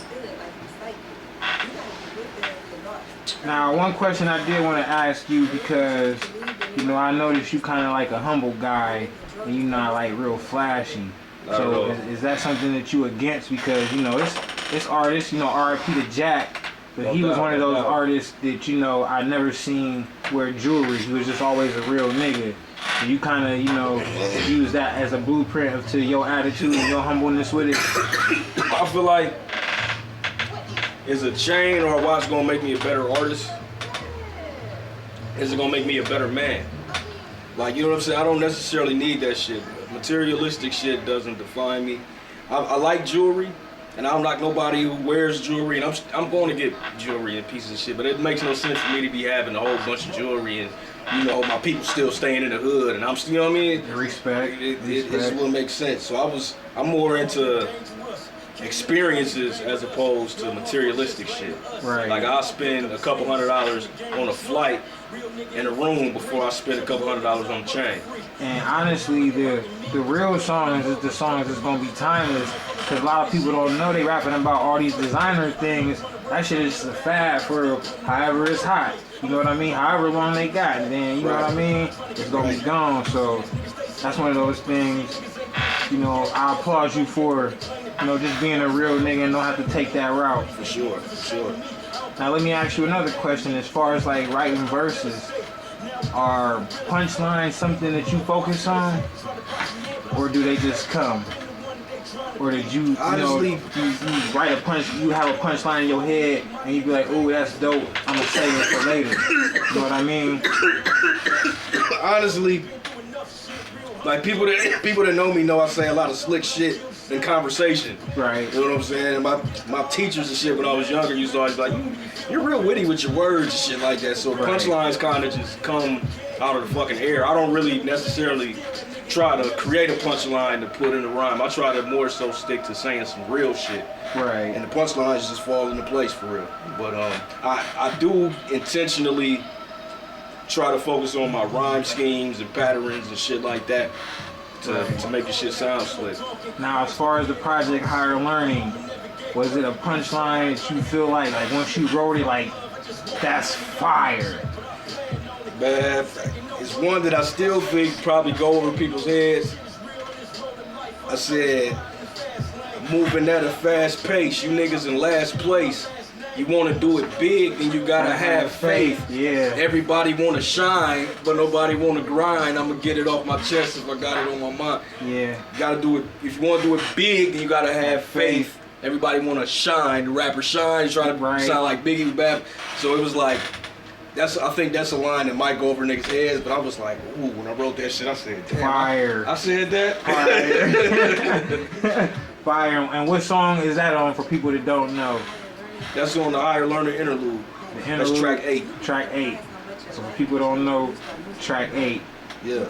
Speaking of track 8, you got a, if I'm not mistaken, you got a line on there, or a sequence of bars, letting all these rap niggas know I'm coming for heads. Bury them in their skinny jeans and colorful dreads. That was another one. I was like, I said that. Yeah. Not knocking nobody for what they do, but that's just not my thing. And there's a lot of skinny jean, colorful dread ass niggas out here creating bullshit and fucking the game up. Who am I to say anything? I'm just one person with an opinion. The opinion's like an asshole. Everybody got one. Right. That's just not my lane. Right. Like I said, I specialize in soulful hip hop music. I like to do real shit. I ain't with none of that weird shit, goofy shit that these niggas is doing. My shit is authentic. Nothing's fabricated or forced. Would you do a song with a nigga with skinny jeans and colorful dreads? Yeah, and I'm gonna bury him on that motherfucker. I'm gonna body that nigga. You put a skinny jean, colorful dread nigga in front of me, I'm going to murder his track. Nigga gonna be So for people you know, to wear skinny jeans and to have, you know, dreads, maybe with the colorful tips at the end. How much you charging them for a verse? I mean, they had to tap in, man. Tap in. Drohio330 on Twitter and Instagram, man. Email ldromusic330@gmail, and we can negotiate. But I ain't gonna do no weird shit, you know what I'm saying? Right. Now, let's take another shot, man. Man, these niggas trying to get me super drunk out Super, this bitch, man. This super is really drunk. the podcast. What's today, man? Monday. We did it Sunday and we doing it Monday, and niggas did it Saturday. How you feel about this coronavirus shit, man? Man, I just know I don't want to catch it. Which I really just think is the flu. But, you know what I mean? And the flu ain't no fun shit to catch, so it is some dangerous shit, and people do die from the flu. Now, do you think... But I think this panic is just real extra. You think it's just real extra? It is. It's overstated. I ain't even gonna say it's like a government plot or no shit like that, because they losing hella money. But it's definitely a man-made thing. How does shit just come from out of thin air? You know what I'm saying? Right. Or it might be because motherfuckers like to eat animals that we ain't supposed to be eating. Well, I think I've heard some people, I don't know how true it is, maybe we can Google this, but they saying it's like a form of SARS, like it's something off of that, if I'm not mistaken. That's wild. You know how SARS was a thing? Yeah, every election year. Yeah, I think it was something like that. Salute. Higher learning. Higher learning out now, man. Tidal, iTunes, SoundCloud. Would it be on SoundCloud? Tidal, iTunes, Spotify, Amazon Music, Google Play. Everywhere where you can stream music is there, man. It's good music. You're gonna be disappointed. So the people that don't know, you are from Akron, Ohio. Akron, Ohio, the east side to be exact. Just to, you know, 'cause we ain't no haters, just to shine some light on the city. Yeah. You know, what are some artists, you know, that you respect? Of course, Al Pacino. If you from Akron and you fuck with rap, you ain't even gotta be a rapper. If you from Akron and you fuck with rap music, you gotta fuck with Al Al. Pacino, You know what real I mean? shit. Legend in the city. He had This songs my with dog, Jack. man. Niggas love the That's Jack. my nigga. I did a joint with Amp like a while back. We never even got the chance to drop it, but I definitely plan on getting some more shit in with Amp before it's all said and done. You know what I'm saying? That Devil's Rejects, woo! Ooh, that Devil's Rejects When that was shit a came fucking out, classic. man. Still to this day, I bump that shit, bro. That's one of them CDs, R.I.P. even though it's Jack, like 18, 19 tracks, you can play that Fire, all the way through. Yep. It's a good listen all the way through. Definitely. My nigga Freeze, he created the album cover. He one of the coldest with the artwork. You know what I'm saying? And he shoot some good videos shoots too. great videos, and that nigga got heat on the music side. You gonna have him shoot one of your videos? I probably will. Is that something that you thought about, or is this some breaking news right here? No, he shot one of my videos for the joint I had called The Introspective. It's actually my first video. But have you thought about having him shoot one of the videos for this project? Right here? it's definitely a possibility. I shot a video with my nigga Rob Bruce. Shout out to him, man. We shot a video last week for Love Changes. Yeah. I think that's gonna come out pretty dope. Rob Bruce do some dope work. Yeah, we gonna shoot a couple more. We gonna shoot a couple more for sure, and I'll probably get one in with Freeze. Yeah, who else? Shotty Boy, that's my nigga. Shout out to Shotty Boy, man. We been supposed to do something, but I'm always out of town, or that nigga always out of town. Right. And I'm not really the type of artist that likes to email verses, and I don't think he's that type of artist either. And plus, this my nigga, so why can't we sit down and lock you in and create some shit? You know what I'm saying? Yeah, Shotty Boy be having some dope beats, like For all sure. his beats. You know what I mean? For sure, he like got he dope be having music. those 808s and shit like that. Shit, Yeah. that real. Be having them real dope beats. Yeah, and he be talking that shit. Definitely So, do. yeah, I did. Shotty Boy, we'll probably definitely get one in at some point. Whenever he can sit still and I can sit still, our fucking, you know what I'm saying, our calendars match up. Something y'all gotta put together. That'll be big for the city. The nigga King Loke, of course, man. I fuck with Loke. He's another legend. He's another guy like Amp. Yeah. Especially for the east side, over here in the area from where we from. You already know it. He's like an east side legend over here. Yeah. I need to get more music with my nigga Joe Mill whenever he decides to start doing music again. That nigga made half of the Devil's Rejects album. So like, I got work with Joe Mill, yeah, man. I was going to ask you that. Don't you have some work with Joe Mill? And I'm trying to continue to have work with Joe Mill, but he just has to want to continue to have more work with me, or anybody for that matter, man. Joe Mill, tap the fuck in. We're playing, nigga. I don't know if you know, but that was like when the first time I heard about you was probably like back in like 2003, and he was doing some beats for you, and then you did a song with my nigga Wallace. Exactly. Yeah, fucking with Mighty. Shout out to Wally and Mighty, man. Yeah. Mighty dope with the beats too, man. Man, I don't know why Mighty quit. You might have to get together with him, man. Does he still make beats? I think he do, man. We gonna have to set that together. That's family, like that. Yeah, man. we gonna have to set that up. Get y'all together, man. He ain't a social media nigga, so I know he ain't gonna see this, but I run into him out here. We can tap in with him. I know a couple people that know him. My nigga DC. Golden Eye. I need to get more work with him. I got a track from him a minute ago. We never released the joint, but I need to get some tracks from him. Golden Eye is fire. That's my nigga too. That's my nigga. I need to hit it. I probably hit his ass up later, man. The Golden Eye makes some classic shit. Classic. I need to definitely get with him. I feel like more people should be fucking with him, like industry-wise. Yeah, Golden Eye is one of them people. He don't have that Akron sound. No. Now, a lot of people say Akron have the same sound. That's one thing about you. Like, you don't have a sound like a lot of, excuse me, nigga drunk as shit burping. You don't have a lot of sound, like you don't sound like you're from here. Like you have a, all around sound, you know what I mean? Yeah. It's not like when people listen to you, they can't tell where you from. I get that a lot. You know what I mean? I get that a lot. That's one thing I want to applaud you for being versatile. Even though you from the city, you don't sound like everybody else is from here. You know what I mean? I appreciate you, my dog. No doubt. I pride myself in that. Cause it's a lot of niggas from the city that got talent, that got heat, that really go. But there's a lot of niggas from the city that try to sound like other motherfuckers from the city or from Detroit or from Atlanta or the Bay. Like the city doesn't have its own signature sound, and I'm trying to put that into play. I feel like our sound is supposed to be something soulful. Nigga, we from Akron, Ohio. Right. This shit. Nigga, Ohio the home of the Isley Brothers, the OJs, motherfucking Ohio players, and all. Nigga, we supposed to. Roger Troutman. Yeah, man. Come on, man. Wake up to that shit, man. We got our own shit, man. Levert, no, we supposed to have a soulful sound. We got our own shit. That's breaking news, man. Breaking news. Niggas need to just get to it. I'm trying to usher that in. You know what I'm saying? Higher Learning 2 coming in the summer, second semester. Akron, man. 3 we coming real in the soulful winter. in Akron, man. Graduation. We got our own sound, man. Yeah, all three installments of Higher Learning is gonna be some thought-provoking shit over soulful beats. How many R&B singers is from Akron, Ohio? From Akron, I'm not sure. I know James Ingram. James Ingram. God bless him. He just passed away about a year ago. Who else? Remember the singer Jerome? Yeah, he was with Puffy. Ain't Dolomite from Akron? Dolomite, yeah. He died in Akron, Yeah. and I think Rocky Nolan, one of them the older Nursing people homes, one of the nursing homes.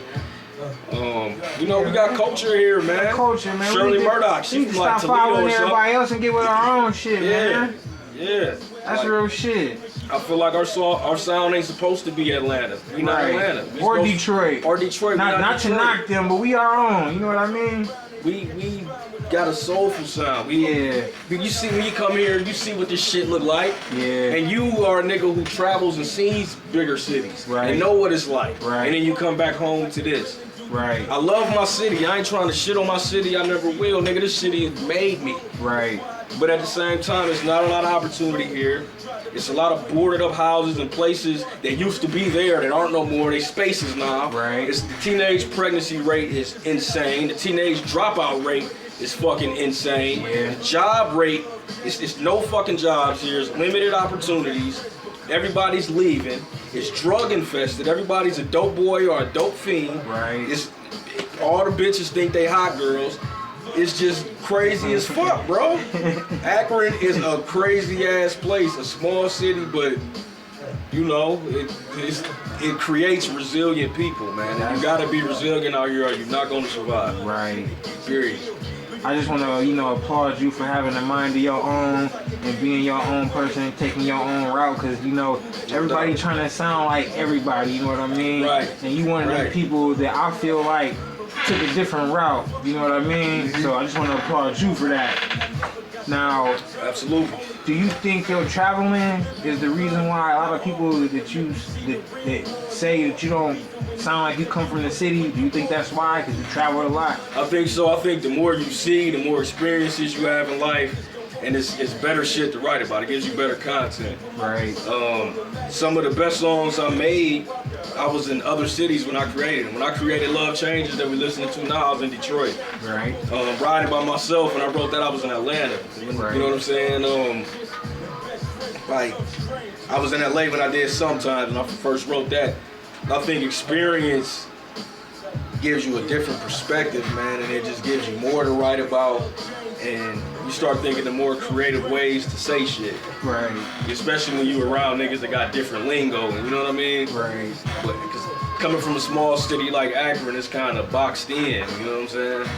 And you go to a city like New York or LA or, you know, it's more people, so, and the lingo is different. Now, do you think that's like an advantage that you have, as far as like musically and like the support, is that you've been out of the city? Or do you think it would be the same if you would have just been here doing everything? I think you definitely get more support leaving. Akron is too small, and it's a lot of hatred here. Right. So you damn near have to, but not even damn near, you definitely have to leave in order to reach your full potential. Right. Think about it. What if LeBron was just focused on being the best basketball player in Akron? Yeah. Never would have heard about the nigga, never would have went to the NBA, none of that shit. He had Summit Lake and Joy Park and at the parks going around the city busting niggas' asses, but you know what I mean? Right. Now, is it somebody from the city that you would like to do work with that you haven't done work with yet? The Black Keys. If I could get a record with the Black Keys, man, I would be so fucking happy. Let's start that then. Oh, Hashtag L Dro and the Black Keys, Black man. Keys. Hashtag start that. I know Freeze knows. He went to school with one of them. And my boy Murray went to school with one of them. Or he knows somebody who went to school with them, something like that. And I don't know how much they charge, but I'm sure I probably can't afford them niggas right now. Because them niggas winning Grammys and shit. Right. But if I could get one good track in with the Black Keys on some soulful, hard shit with some drums and shit, man, I swear I would be so happy. Shoot a video for this shit. I really think we could do some numbers with that kind of shit. Now, for people that are not familiar with the Black Keys, like, is that a person? Is that a group? They're a rock band. They're a duo. Rock band? They're like a rock band. They're from Akron, but they do like soulful rock music. Right. That shit is different. They shit crazy. I think Dame Dash was the first nigga that signed them. That situation didn't work out, so they did their own thing, and them niggas winning Grammys. Like their music, they're one of them groups that win a Grammy, Right. and you understand why. Like certain niggas win Grammys, and you be like, what the fuck are they doing on this stage? Shout out to the Black Keys, Shout man. the fuck out to the Black Keys. Anybody out there watching this shit has a connection to the Black Keys, please tell them, man. Plug them in, man. Record.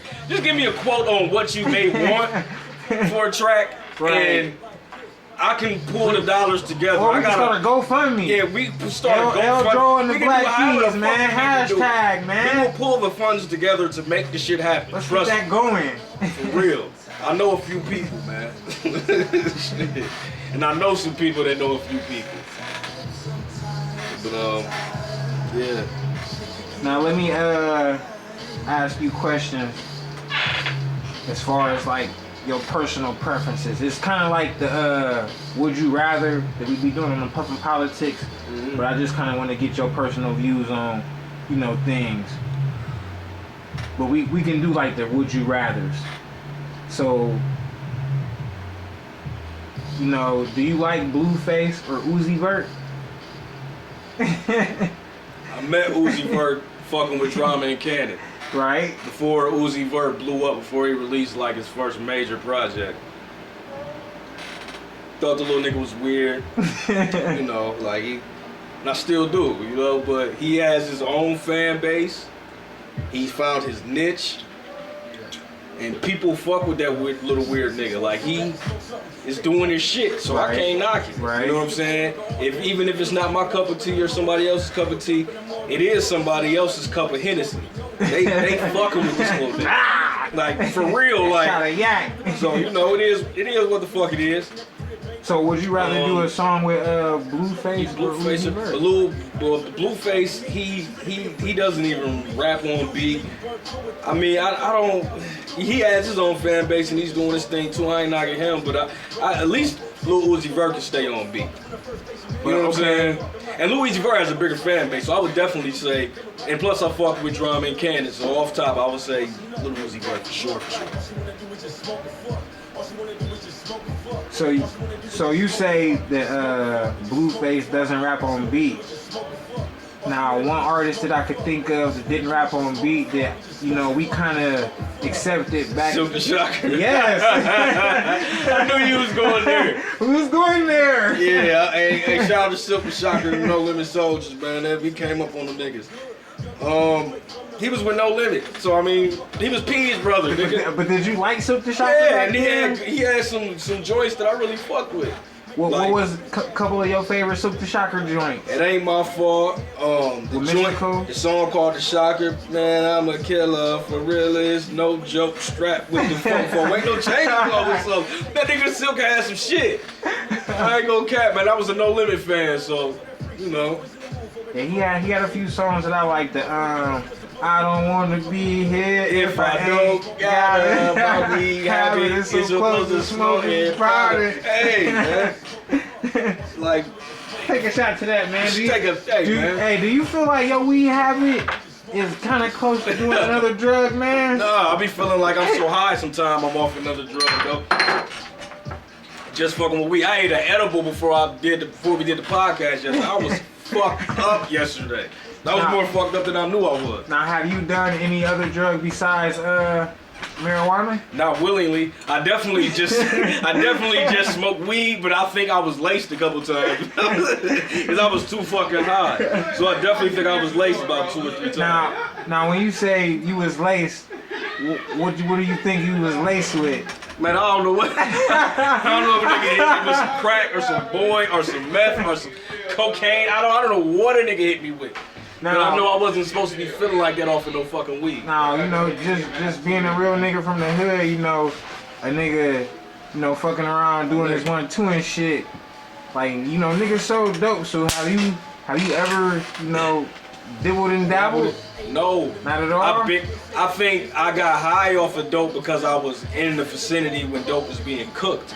Right. But I never willingly said, let me get a line, or you know what I mean? That's not my thing. Sometimes niggas will fuck with that shit and they roll a blunt and they don't wash their hands. That too. I might have fell victim to that a couple times too, but I'm never willingly gonna put no fucking cocaine or no weird shit in my weed or snort a line or pop. I don't pop pills, I don't sip lean, none of that shit. Cause you know they talk about this coronavirus shit, niggas used to fuck around and sell that dope. Niggas used to have the Perel in their keychains and shit, you know what I mean? You see, I wasn't fucking around with the mushroom. Right, yeah. And that's some natural shit. Yeah, you didn't fuck with that. You know what I'm saying? Is that something that you against though? I'm not against it. I'm not. At some point, I probably will, you know, eat a little, but I gotta crunch it up in something that I can eat. I can't just eat a fucking mushroom. Now, have you ever done ecstasy? No, Molly? I haven't popped a pill. I hate taking Tylenol when I'm sick. Taking a pill is out of the fucking question. Now, okay, you got that song on your CD, Smoking Fuck. Smoking Fuck. So if a bitch be like, let's take this pill and get nasty, you gonna be with it? She can do what she do. I will purchase the pill for this bitch. She can do what she do. I'm not going to indulge in that. I drink with the bitch, but I purchase whatever drug you do, bitch. If you want some cocaine, I might. All right, I'll get you a little dub. I'll throw a little 20 on the table and let you get a little good line in. So you will fuck with a bitch that do a little bit of powder? I mean, it's happening. If a bitch pop a pill, she might as well do powder. You know what I'm saying? Especially bitches be on Molly and shit. What if she ain't got her shit together? She a messy at it. It's a difference between. I can't between. fuck with them type of bitches. Okay. I like the high class bitches that just gotta have it. You know what I mean? I didn't even know she did that shit. Like, this bitch bad as fuck. She snort powder. Like, you know what I mean? That type of bitch. Well, what if she tried to tune you up though? What if she fuck with this shit to the point where you be like, yeah, you might try to tune me up? Have you been through a situation like that? No. A bitch can't tune me up. The only thing a bitch can tune me up is to a different strand of weed or a different type of liquor or something. She might be able to talk me into. You know what I mean? But other than that, nah, man, that's not my thing. I've never been experimental when it comes to drugs. I smoke weed, I drink liquor occasionally. I probably drink liquor more than I probably should, but I'm not a fucking alcoholic. So let's take a shot to that. Drink liquor more than you probably should. Hey, shout out to Drink Champs too, man. That's my favorite fucking podcast, man. Yeah. Other than Puffin' Politics podcast, of course. Yeah, we coming back soon.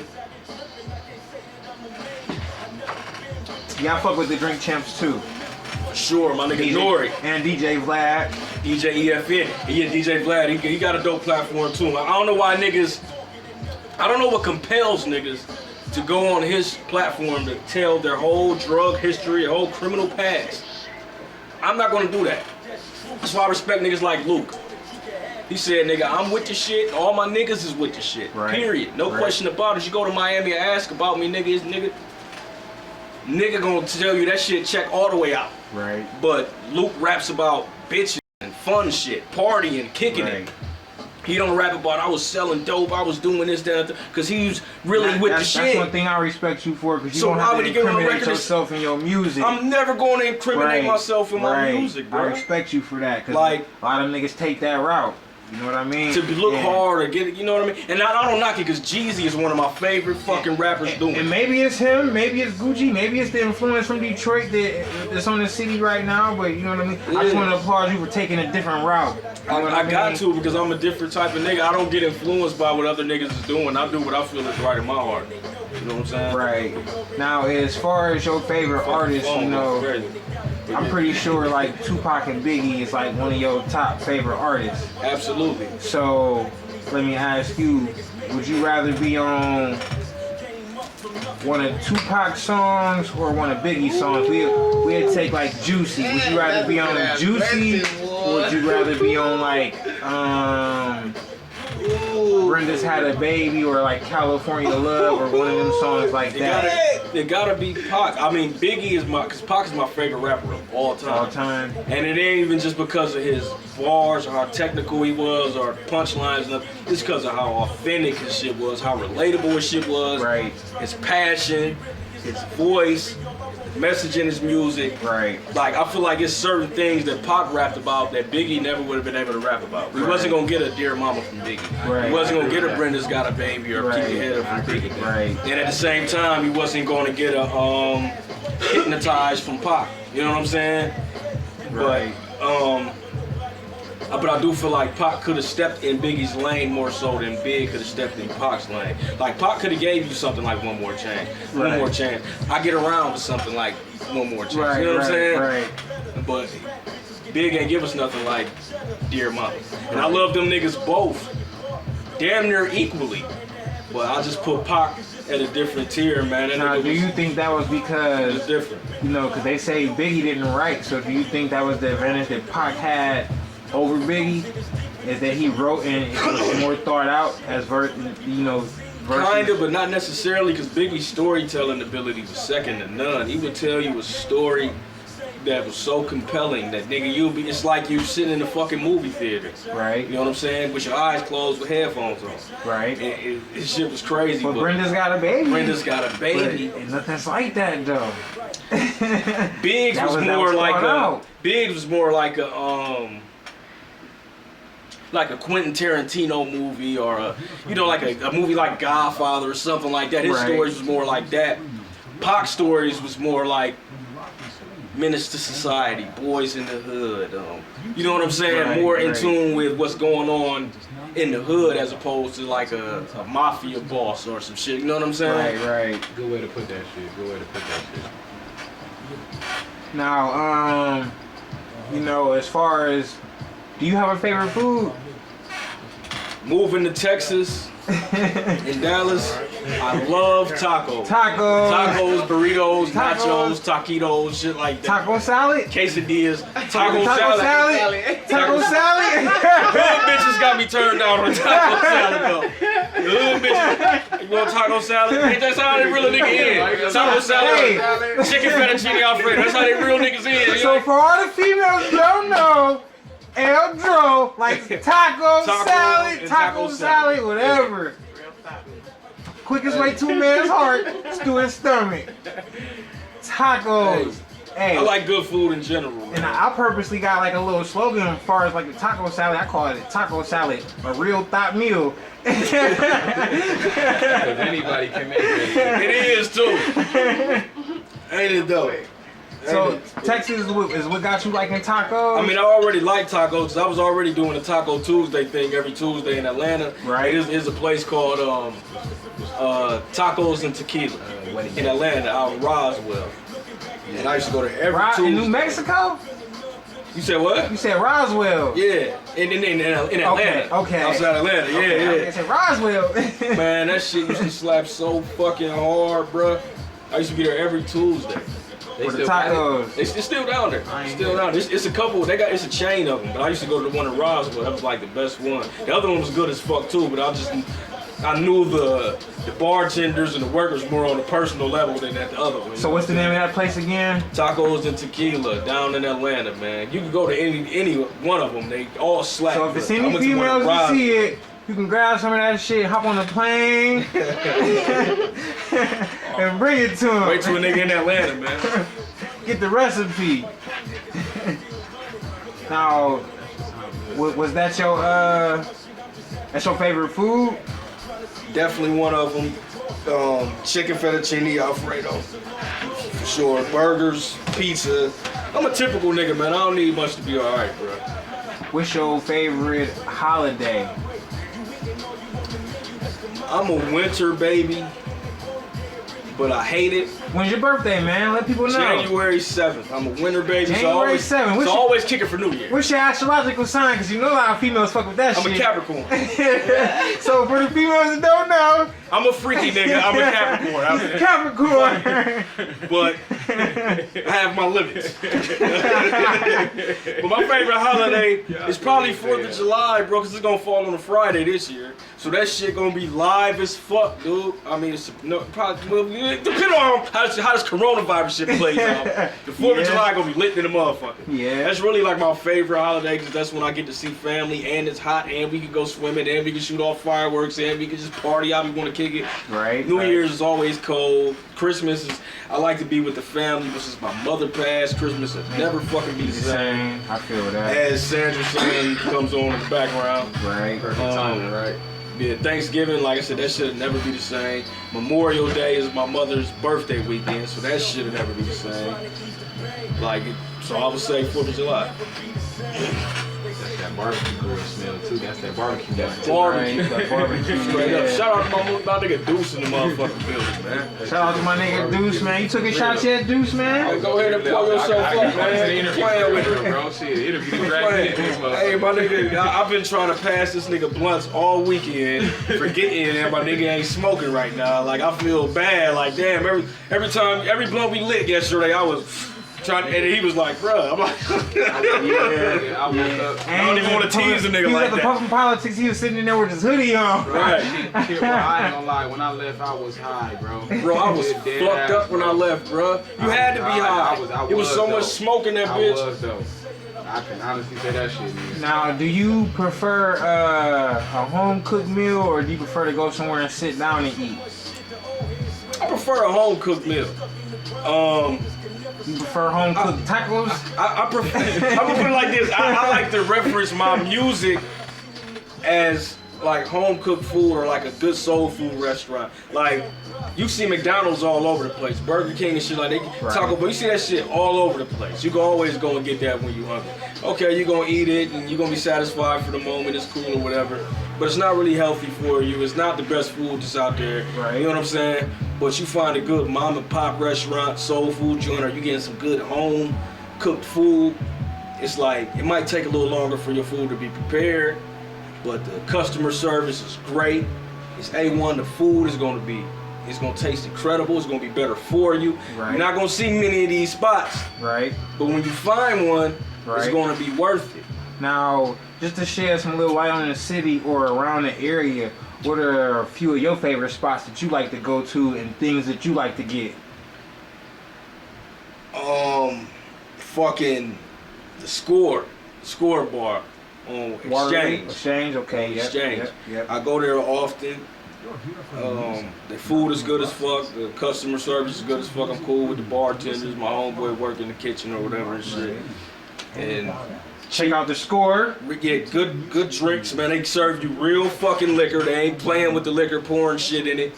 You know what I'm saying? And they good people. The food is A1. That's The good. environment I is know good. Like it's right in Ackley. It's a college type of venue. You know what I'm saying? That's definitely one of my favorite spots. Johnny Malloy's by Chapel Hill. Oh, that's the spot. But they changed the name though. I forget what they call it now. It's still over in the same place? Same place though. Oh my gosh, I didn't even know it was over there. It's over there by where Rose is at, but kind of where the Chinese buffet used to be at in that little plaza. Yeah, right there. Right there, yep, Across yep. from Chapel Hill Mall. Where the Yep. Discovery Zone used to be at. Next to where Value City used to be. Right? It's in that little plaza. Brew Breakers is in that plaza. Yep. You know where the golden buffet or whatever that used to be in it used to be over there in that little area, right across the street from Chapel Hill on Bull Chose or whatever that street Yeah, I is. know. Bull Chose, I think it's yeah. behind the Sprint store and shit like Yeah, that. yeah. I ain't never been. I didn't know that place was still open, so that's They changed the name of it. I think some Italians got it. you got me hip to something right there, boy. I gotta go Shit. try that. That shit good as fuck. It's still A1. I Right. fuck with that spot. Right. You know what I'm saying? I ain't been there since the Italians got it. But I'm still sure the food is A1. I'm sure the customer service is still A1. It's a dope ass spot. They was having DJs coming there on Saturday. Yeah, that was a little dope spot. Yeah. And it was almost kind of when it was Johnny Malloy's. That was like a small David and Buster's. Yeah, because they got the hoops and, Yeah. and you know all that Arcade shit. games, yep. Yup. So that's cool. What you know, as far as the restaurants, you know, around here, what are a couple more of your favorite I'm spots? waiting for Nephews to open up. Shout out to Nephews. Shout out to Nephews on Waterloo Road next to McDonald's, man. I'm waiting for you niggas to open up. Yeah. The Coles is definitely a good spot. Shout out to Cole, Swenson's. Swenson's is classic. Definitely. Geno's is classic on the west side. Hey, I ain't gonna lie.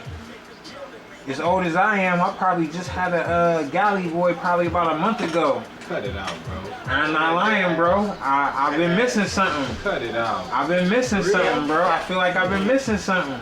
I don't believe that shit. I've been missing something. Hey, can we take a quick 5-10 minute break? I still want to continue this interview. I need to just run around the block and come right back. Yep. Right back at y'all. Nigga, you never really had a galley boy for real?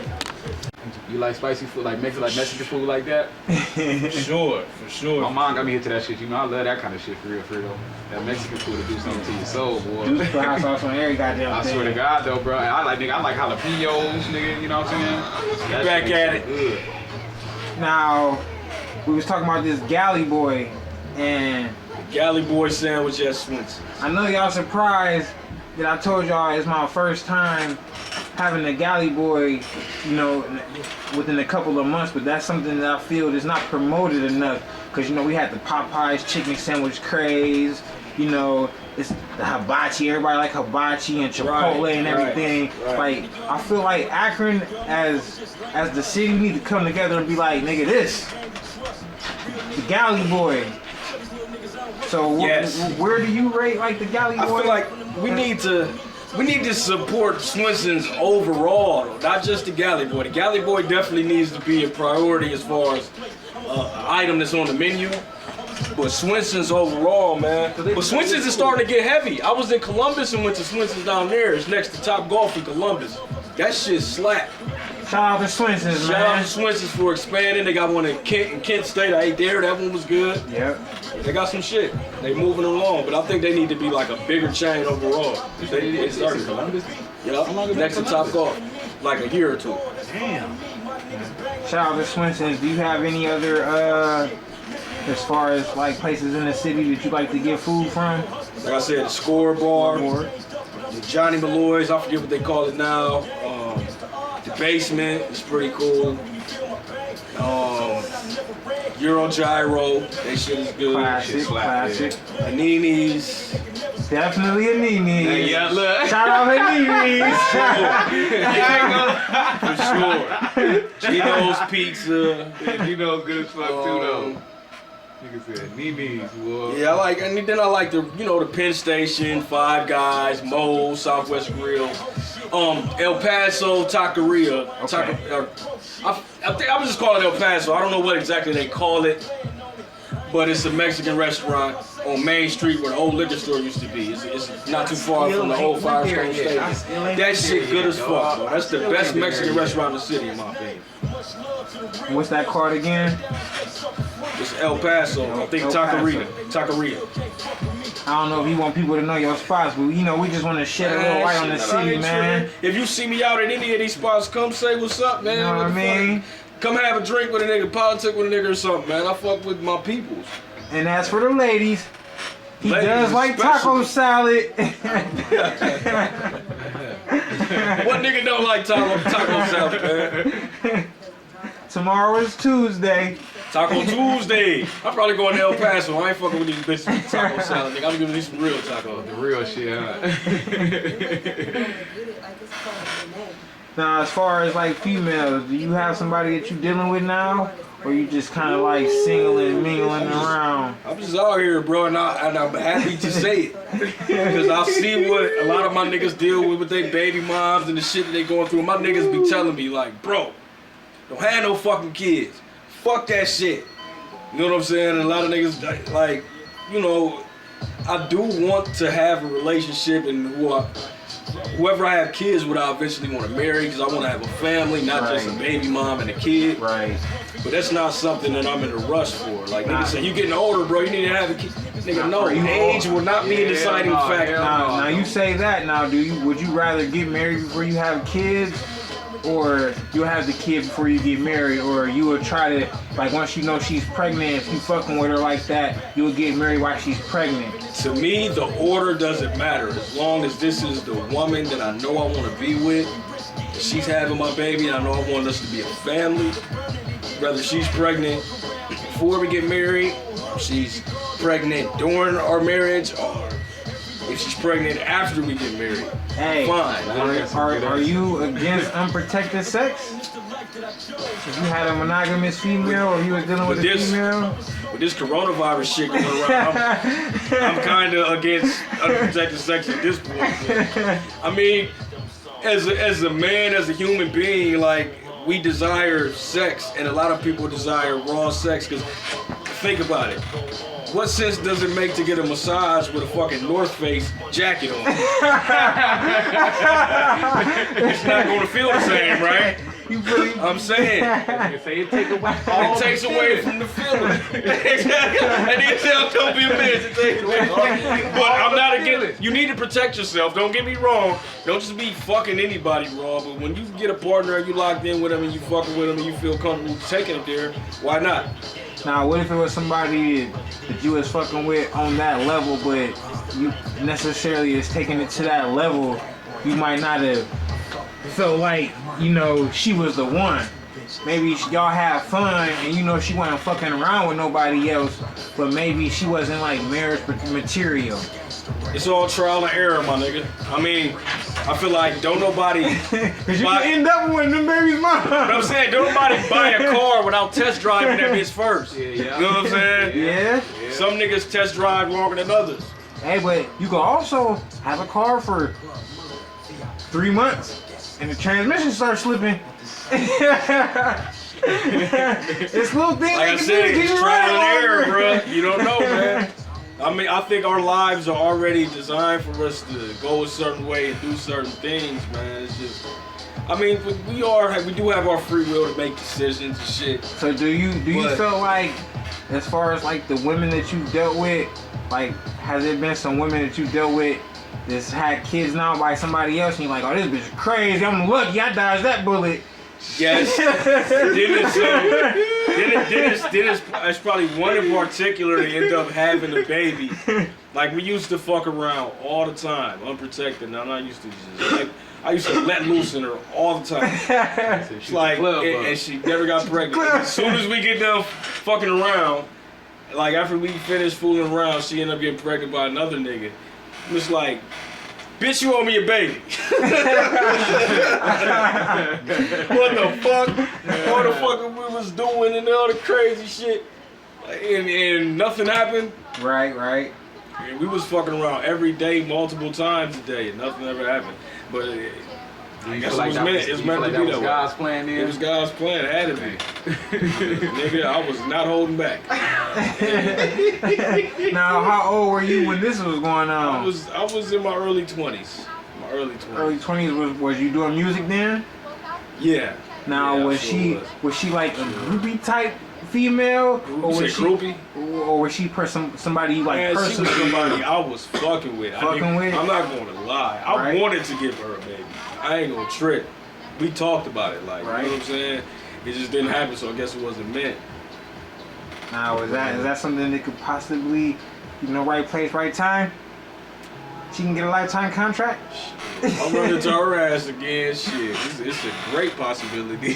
Right. Still got her head on her shoulders. But honestly, I want my first kid to be with a woman who's having her first kid. also. Right. It needs to be an experience that we Right. have Experience, together. too. You know, exactly. That's a great Exactly. experience. Well, in the same strength, sometimes women having their kids will show you what kind of woman they is, because you're not And gonna I know want what that. kind of woman she is until after she have a baby and have to care for you and the baby. I want that though.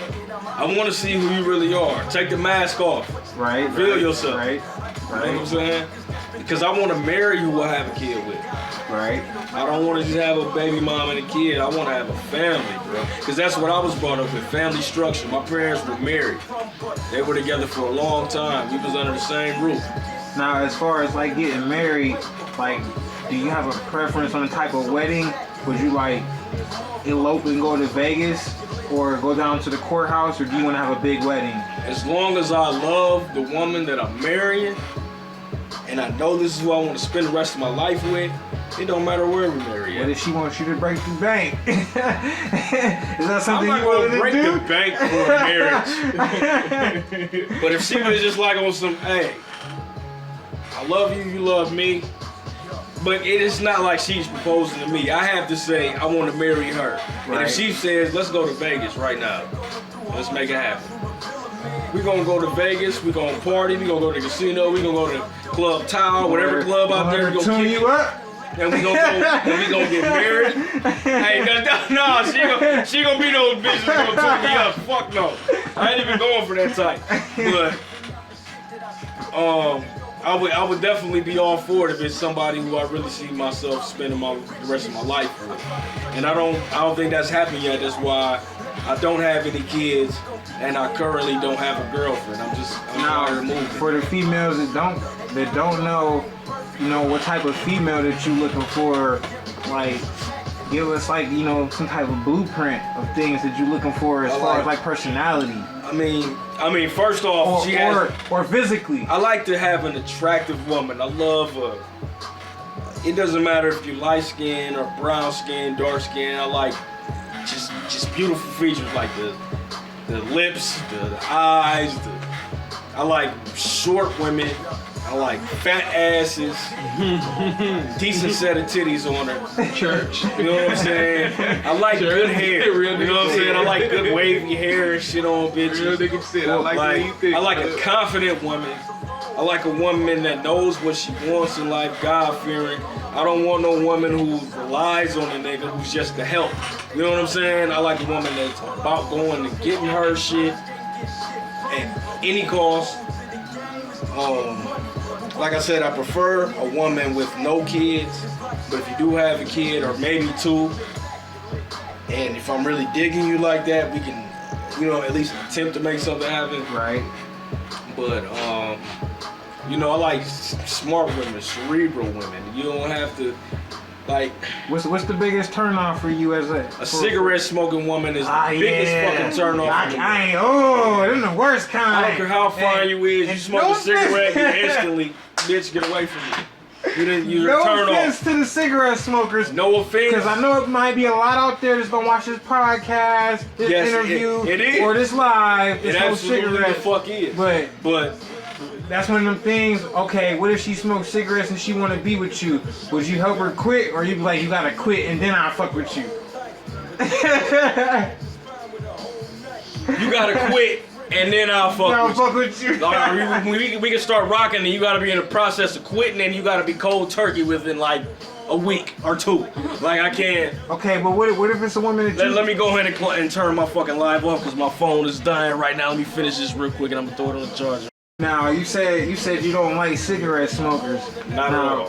Say if you was dealing with a female who didn't smoke weed, would you deal with a female that didn't smoke weed? I mean, I've dealt with females that didn't smoke weed. What if she was trying to get you to stop smoking weed? I don't know. I haven't dealt with a female that wanted to stop me from smoking weed, but I've dealt with females that didn't smoke weed. Now, are you opposed to that? Maybe she wanted... If you have to accept me for who I am. Okay. Weed smoking is a part of how I meditate, how I fucking relieve stress. Right. You know what I'm saying? So it's part of my everyday thing.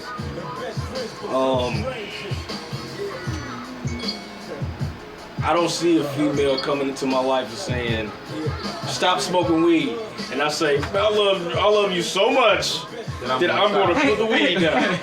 No, I don't see that happening. Not at all. Weed is my bitch. Straight up. Mary J. It'd have to take some, you know, like I would have to be in a situation for me to stop smoking weed. It would have to be like a health reason or like a legal reason for me to stop smoking weed. Now, is living healthy something that you're interested in, or something that you practice, or you just be chilling? I want to live long, but I do just be chilling because I just want to live. You know what I'm saying? Right. I want to live my life. I don't Right. want to be like, damn, I gotta stick to this regimen and stick to this routine every day of Right. my life. Like I want to just live my life freely how I want to live it. I feel like I'm a healthy dude. I hope and pray I really am. I keep up with my checkups and shit. They say I'm healthy. Right. So, you know, I like to believe that. What are some of your favorite pastimes to do? Other than smoking weed and writing rhymes, I like to go to the park and hoop and shit. You know what I'm saying? I like to, you know, go to the bars and watch games and shit. Or go to the fucking stadiums and go to actually arenas and shit and go to the games and shit. Right. Go to the club and kick. I'm a typical nigga, man. Like I said, I don't need much to be all right. I like to travel though. I like to travel. I don't like to sit in one spot. I had a teacher, Mr. Goodall, in 7th grade. This nigga said, You said 7th grade. 7th grade. He said some ill shit. At Goodrich. He said some ill shit. This nigga said, the only thing in life that stands in one place and grows is a tree. And I didn't even know that he said that, but once I heard you start saying that, it made sense. That's some real shit, man. That shit stuck with me throughout life, bro.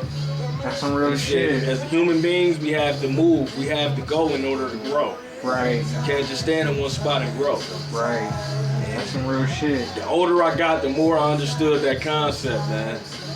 And he passed away a few years ago too, man. God bless his soul, Mr. Goodall. He's my favorite fucking teacher I ever had in school, period. Now, as far as like people that gave you advice, like that phrase that stuck with you, like what's another one that you would like to share with people? As far as like a phrase or some guidance that somebody showed you or told you. Some of the realest shit a nigga told me back a few years ago.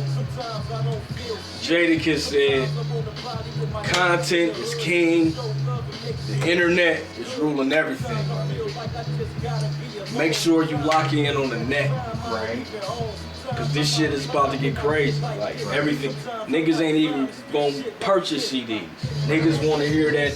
They want to see the videos. They want to see the visuals. They want to hear the shit on Spotify and iTunes and shit. They ain't even taking the time out to go to the store to get a CD and rip open the package. And you know what I mean? Right. Some people that's like real hip hop heads and shit that really enjoy the music and the artwork. I seen Bird. They will. That shit too.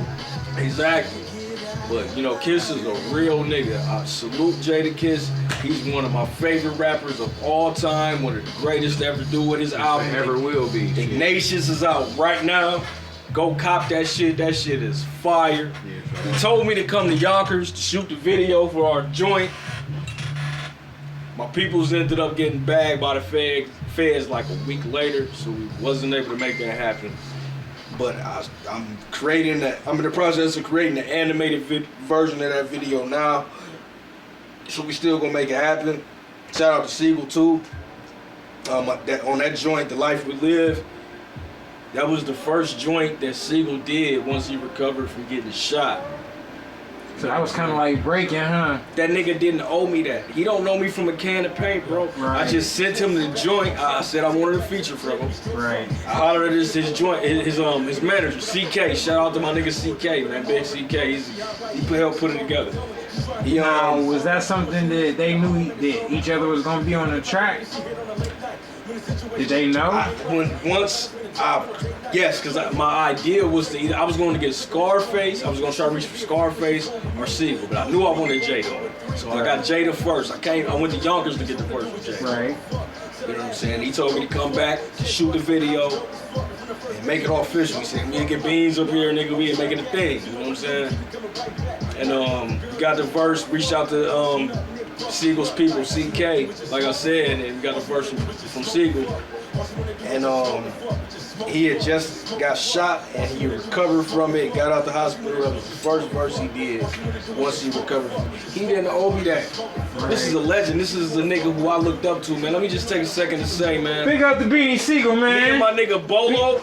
R.I.P. my nigga Bolo. R.I.P. Bolo. When Jada and Siegel was beefing, we used to sit back and have conversations like, what if Siegel and Kiss actually collaborated instead of beef? Like, imagine how crazy that was. That was a big thing when we was in high Don't even school. got no song together in the industry for a second. They had one song together until you did it. Yeah, I'm about to say, I don't even remember. That was a big thing when we was in high school. The only nigga who got them on the song together before me was DJ Khaled. Now, were you battling back then when they started that? Because that was a hot thing back, 2003. I was battling before that. Okay. I was battling in like 2001. I mean, hey, actually around the same time they was going through their shit. Yep. I was in the battle markets, and their battling shit kind of like inspired me and influenced me. And I thought that was one of the illest battles ever. And I actually thought somebody was gonna get killed behind that shit. Thank God they didn't. But that shit was intense. Because Siegel and Kiss are two of my favorite rappers, and at the time, them niggas was like now, at the top of their fucking game. Who won that battle? It was even. To me, it was like neck and neck. I can't give it to one or the other. I ain't gonna even cap. I think Siegel won, especially when that beat changed and that nigga got on that shit. That nigga was like kick his ball over the fence to let the niggas know who yard is this. I felt that because we was young then. So if you kick a nigga's ball over the fence, nigga, that's whole disrespect. Dog, nigga, go get it. Siegel went at that nigga too though. I mean, Kiss went at the nigga Siegel too, man. Yeah, he on his own beat. Dog. On his own beat. Yeah. Kiss is a. He's undeniable for real. He's a fucking animal. Shout out to Kiss, man. I've never heard a whack Jadakiss verse. Ever. Even if the beat wasn't all that, or the song wasn't all that, you know that nigga's going to deliver. And I try to pattern myself after niggas like that. Anytime I spit a verse, you know it's going to be that shit. Right. I'm never going to Weak Dro verse either. I shot that I'm not exactly, bro. I told that nigga that shit. I tried my best. I've never heard a Weak Dro verse. I tried my best not to come back. Even if the beat might not be all that, or you might not necessarily like the song like that, you ain't gonna be able to say, "Oh, that nigga can't rap." Yeah, like, you know what I'm saying? I've never heard a Weak Dro verse just to throw that in there, like. For sure. I take pride in that shit, man. It's just that nigga beat the bully for real. Kiss and Siegel are two reasons why I take so much pride in spitting. Because there's so many niggas now that they got a vibe, they sing, or you know what I mean, they do whatever they do, and I don't knock them for that. They got their own lane. That has its own market. Right. But I'm about bars. I like soulful music. When Rockefeller had the game on lock, I feel like that's when the game was like at its best. Other than when in the 90s. Right. I feel like during the 2000s era. Right. Rockefeller had it, nigga. Now speaking of Rockefeller and the Rock Nation, would you rather be signed to them right now or Good Music? Rockefeller Rock Nation, period. Rock Nation? Kanye, I love Kanye as far as a producer and an artist, but he's been on some weird shit lately. And I'm not one to bite my tongue about that type of shit. I think he's a genius, don't get me wrong. But I just can't really get with the way he's been on. I don't know what it is. But Hove is Hove. Oh, yeah. Rock Nation is Rock Nation. What do you think about that project he did with Jay Electronica? I'm not gonna lie, that should have came to me to A&R that project. If I was the A&R, I would have got some soulful shit from Kanye. I would have got Good Music. I would have got Just Blaze. Just Blaze. I would have got some bigger shit from Alchemist. I would have got Justice League. I would have got Jake One, Static Selector, and like I would have got like and No ID. I would have got niggas that really fit the mold for that type of project. The production to me lacked. Right. I feel like when me and the Olympics put together and 808 Mafia, Smurf, and Agony on this project, if you was to release an instrumental version of my album and release an instrumental version of Jay and Jay Electronica's album, I feel like you would like my album more. Right. I respect that. Production wise, not shit, because I'm a huge fan of Jay-Z. Jay-Z is my favorite. Right. Like, and fucking Jay Electronica is a savage, bro. I waited for this nigga to drop this album. You know what I'm saying? Right. But it wasn't what I expected. I feel like production wise, them niggas could have came to me in the Olympics, and we could have put some shit together, nigga, that would have I've always said that been like, better than what they Jay-Z came. had a unorthodox selection of beats. Like, you know what I mean? He didn't really try to go for the beats that everybody normally would pick. You know what I mean? Yeah. He had his own little selection. I feel like The Blueprint was an album full of hot beats. I feel like Reasonable Doubt was an album full of hot beats. For the most part, Black Album was too. American Gangster has some crazy fucking beats. I feel like Jay-Z made all them beats. The Blueprint and the Black Album, Jay-Z made all them beats, because them was probably potentially beats that people would have passed up on that he took. Some of them maybe, but some of them bitches was undeniable. Have you had any beats like that you done passed up on, that you done heard somebody else rapping on? Rick Ross, Santorini, Greece. Ooh. If you heard that song on his album, Rather You Than Me. Ooh. Bink made that beat. I was working with Bink. I didn't pass on the beat. I actually recorded something to the beat. Right. And it was some dope shit. Right. But Bink said Ross might, before he even played the beat for me, he said Ross might use this beat on his album. Okay. But if he doesn't use it, it's yours. Right. So just record something to it just in case. We working. You know what I'm saying? I was in Virginia Beach, Norfolk, Virginia, and Virginia Beach and shit. Down there working with Bink. Shout out to Bink. Shout out He's to a Bink. fucking legend. Shout out to Bink. He played that beat. Said, you know what I'm saying? Had some crack on it. I might eventually release it because the shit was fire. But a few months later, down the line, Rick Ross ended up using it for his album on Rather You Than Me on the song Santorini, Greece. And I was like, damn. Can't use that. Who else might have had a beat that I could have used?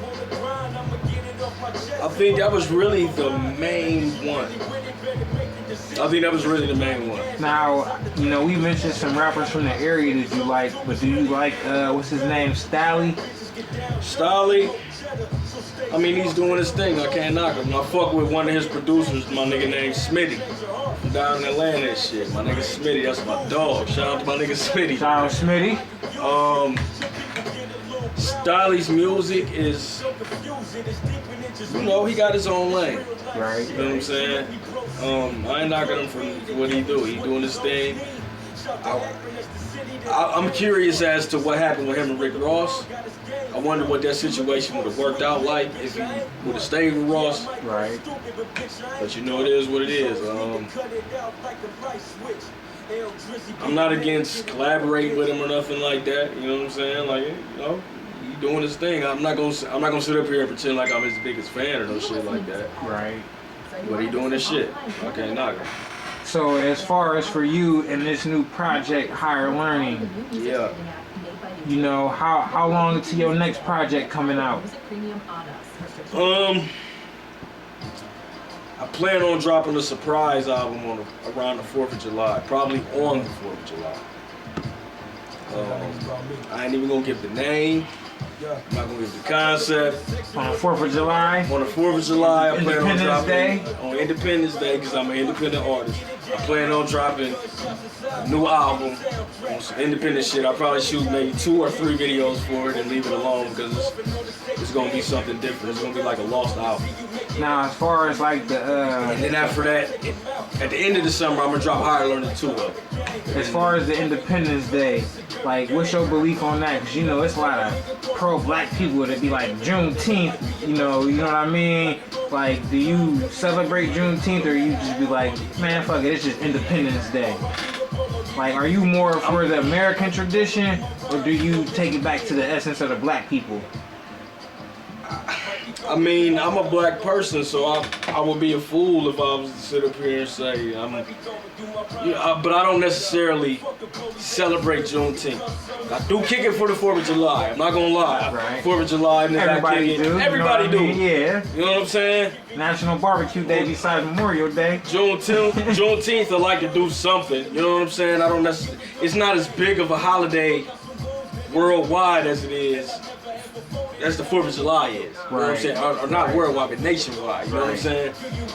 So I do more for the 4th of July than Juneteenth, but I do acknowledge Juneteenth. Right. Nigga, looking forward to this 4th of July coming up because I plan on dropping another project. That'll be when the next project drop. A surprise album. High Learning 2 will be at the end of the summer, like Labor Day weekend. I'm just fucking working, bro. I'm working, dog. So let me ask you this. As far as like, cause I seen this on an interview with the nigga Walker.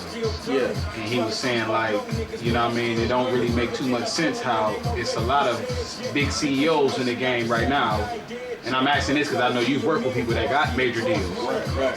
So as far as it being bigger CEOs in the game now, to where like, you know what I mean, these people haven't come together and made a group, made a label, instead of, you know what I mean, letting young cats coming up deal with the bloodsuckers, instead of them coming together making a bigger deal to where you feel like, oh, we can sign all these niggas and cut the middleman out of the picture. Make them all official. What's your take on that?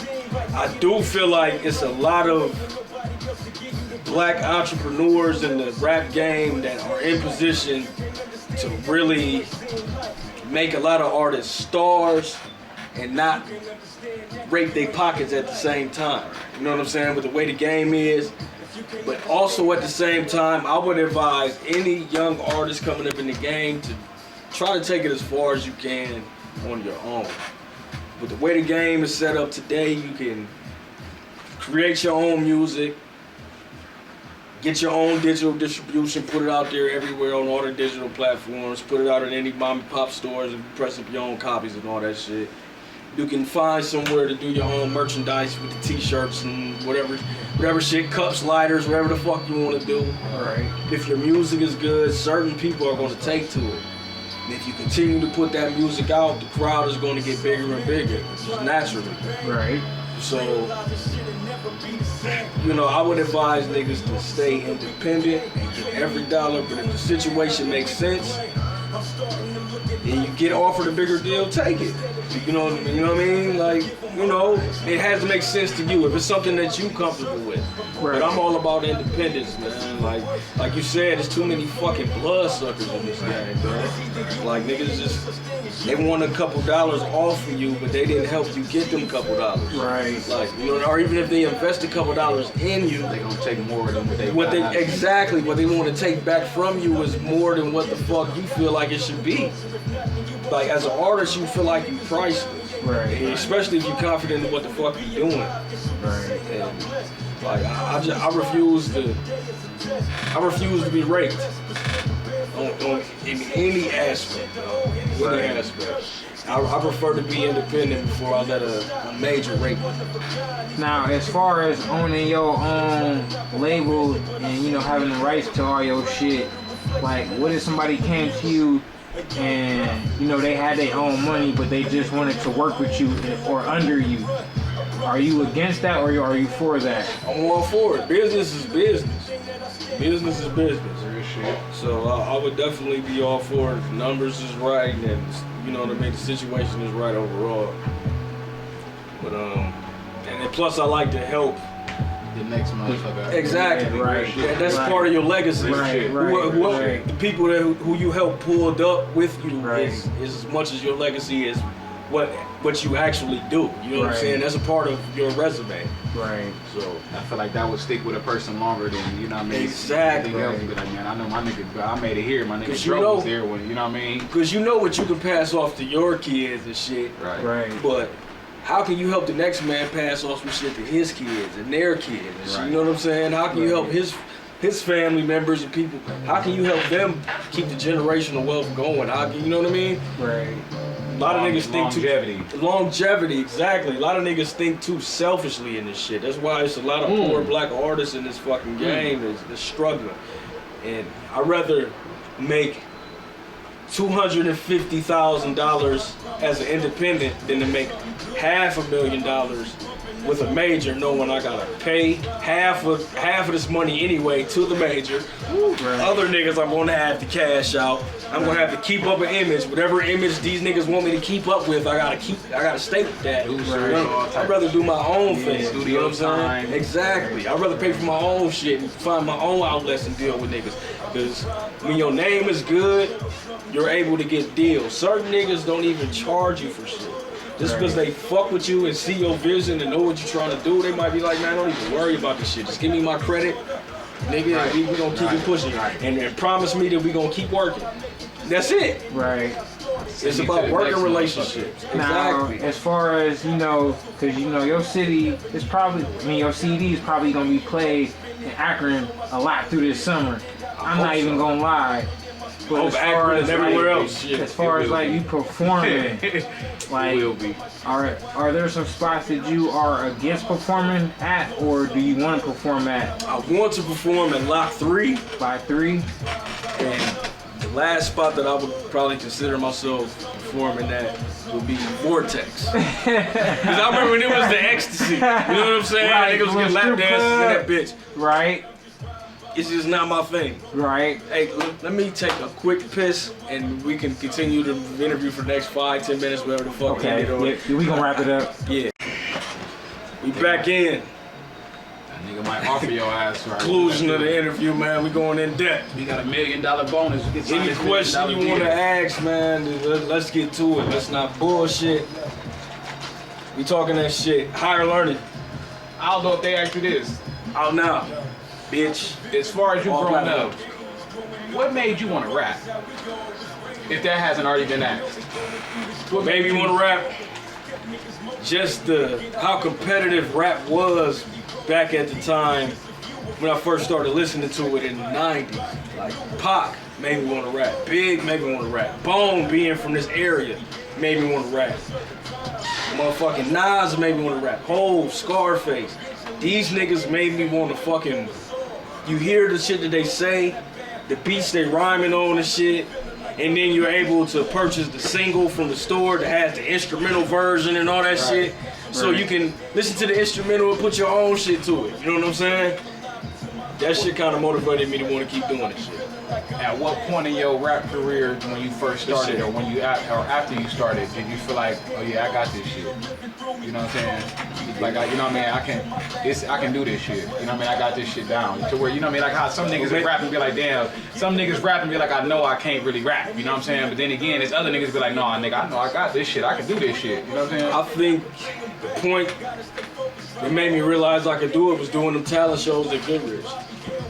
And seeing how I did the first talent show and seeing how the way motherfuckers react. That shit was probably priceless too. Nigga, I'm like, yeah, nigga, I could do this shit. Like, I got them. You know what I'm saying? Are there some songs that you've done in the past that you feel like you could still remake them because they're timeless? That I've done in the past? Yeah. Actually, I plan on releasing a project in the summer. Might as well just say, the Lost album. I'm gonna drop it in the summer. There's some joints that was on Dro, Ohio, the mixtape with Don Cannon. A couple joints that was on In Us We Trust with DJ Drama. And some songs that I haven't released yet. I'm gonna compile them on one project and drop the Lost album. And that'll be out probably on the 4th of July. I'm not gonna lie. That's really about the closest thing I could say to me recreating something that I wanted to do. Because a lot of it wasn't on all streaming platforms. You know what I'm saying? Right. So I'm able to put it on all the streaming platforms. I'm gonna put it out there. So for people that don't know, what's the platforms they can get that shit on? Tidal, Google Play, iTunes, Apple Music, Apple Music, Audio Mac, Audio Mac, Spotify. Spotify. Shit. You can even add me. You can add my music in your Facebook and Instagram stories. Just type in L Dro and what the name of the song or how I learn. It'll pop up. Yeah, it's on Spotify. Yeah. For the Facebook viewer to ask. It's everywhere. It's on iHeartRadio. It's on NerveDJs.com. It'll be on live mixtapes this week. Dat Piff this week. SoundCloud this week. New YouTube page. It's already on YouTube, but it'll be on my new YouTube page. Now I see you got that hard copy sitting next to you. Hard copies. Where them I got a few hard copies left. I'm about to move around with them today, man. I'm about to move around and drop off the hard copies. I said I was gonna drop off. Some will be in 2 Live, some will be at 7th Floor Clothing on the North Side Marketplace. I'm kind of buzzed, so you gotta fucking forgive me. This nigga Pyro he ain't right, man. But yeah, it'll be at Northside Marketplace, 7th Floor Clothing, 2 Live Music. I'll have hard copies on deck. If you hit me up, send me your PayPal or your fucking send me $10 through PayPal or Cash App. Cash App. That reserves your copy. You're definitely going to get a copy if you sent PayPal or Cash App. No question about it. If you in the city, I'll pull up on you, or you can pull up on me. If you're not in the city, I can mail it off to you.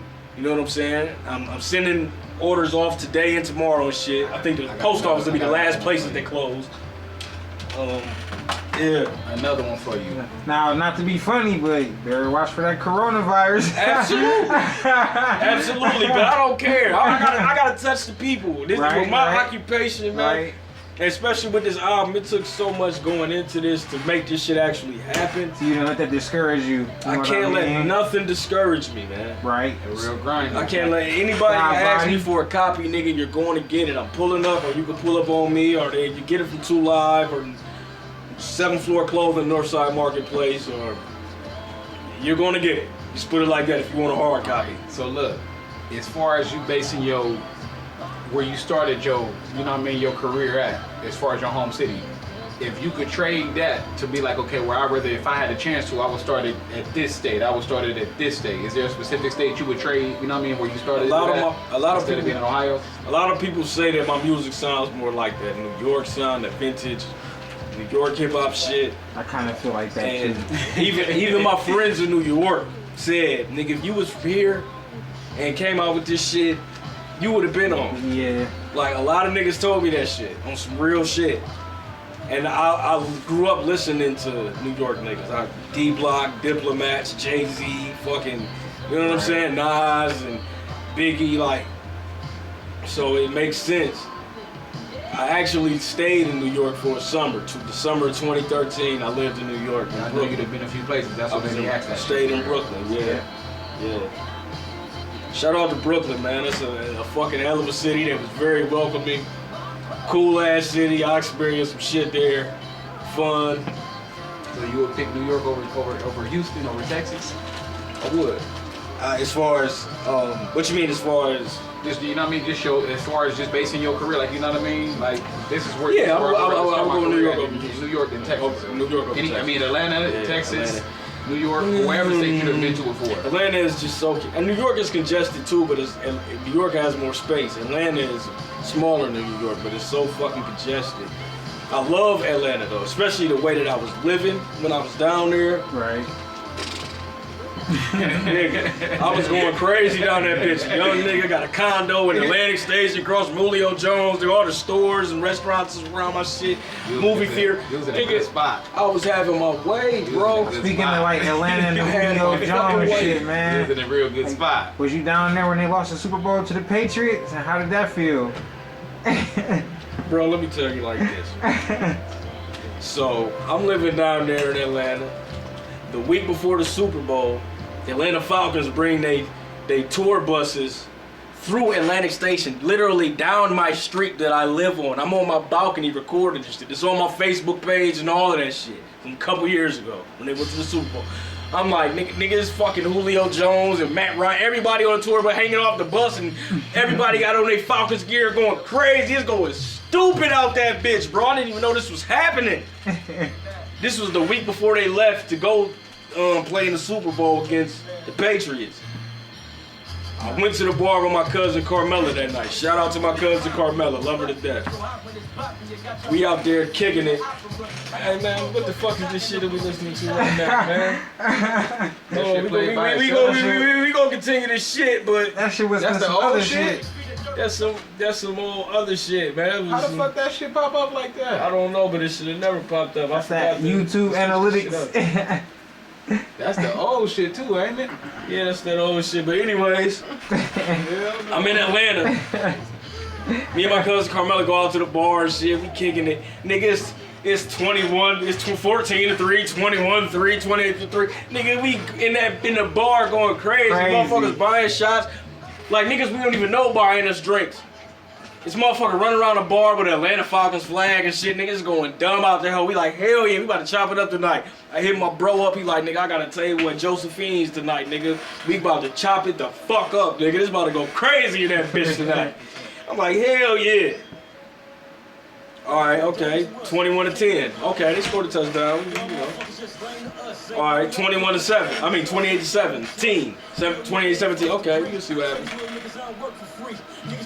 28 to 24. Or some shit like that. I'm like, man, okay. Me and my cousin leave the bar. We go to head over to Josephine's to meet my peoples. We pull up in Josephine's, bro. We see niggas storming out of the club, bro.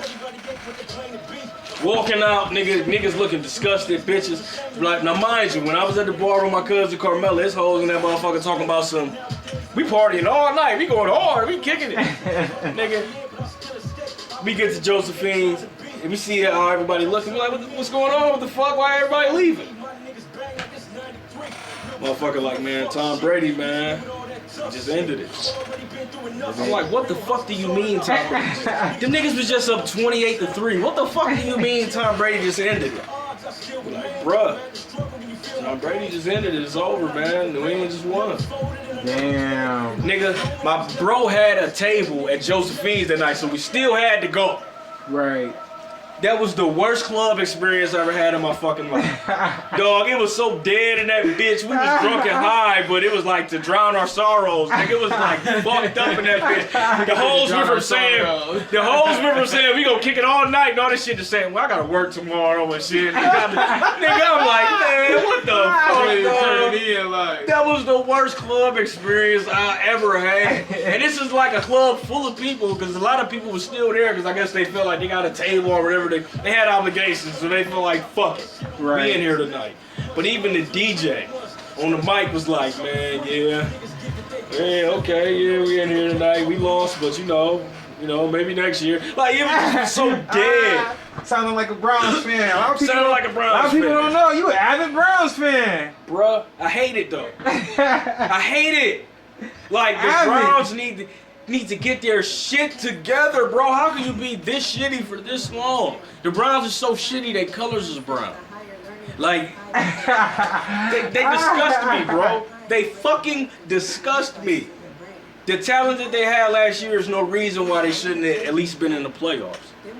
But it's the Browns. Now, are you one of them fans that be like, always next year? Or you like, nah, not yet? Next year, they might be a game or two better, or they might be a game or two worse. I don't even fucking know. Like, they unpredictable. Like, but as far as the talent is there. They're there, talent-wise. But as far as the coaching and front office shit, man, they struggling. I don't know when they gonna get it right. They've been back since '99. It's been 20, 21 years. And they've been shitty every last one of those fucking years. How is that possible, bro? At least every now and then, every 5 years, 4 years, make the playoffs. Right. They made the playoffs one time since they've been back. Right. Yeah, I think the games we went tailgated at, they ain't win those games. I'm not St. Louis, but Los Angeles. They moved from St. Louis to Los Angeles again. The Seahawks game too. And the Seahawks game. Yeah. Now, were you one of them people that had high hopes at the beginning of the season? Absolutely. Definitely. They trick me all the time, bro. They trick me all the time. I'm like, damn, we got Odell Beckham, we got Nick Chubb, we got fucking Hunt in the backfield, we got all this talent, nigga. Like, what the fuck? Man, Same Browns, huh? same goddamn Browns. Cleveland Clowns. Take a shot to that. Cleveland motherfucking Clowns. Now, as we conclude this interview, you said you had some your next project coming out July 4th, July 3rd. Yeah, I plan on dropping my project on July 4th. The Lost album. It's gonna be a combination of joints that was on my Drohio project, my Drohio mixtape with Don Cannon, and Us We Trust mixtape with DJ Drama, on top of some new songs never heard before. Right. I'm thinking about going 15 or 20 tracks deep for this project, just to put it out there, because I got a few niggas that's locked up. Shout out to my nigga Caesar, man, he locked up.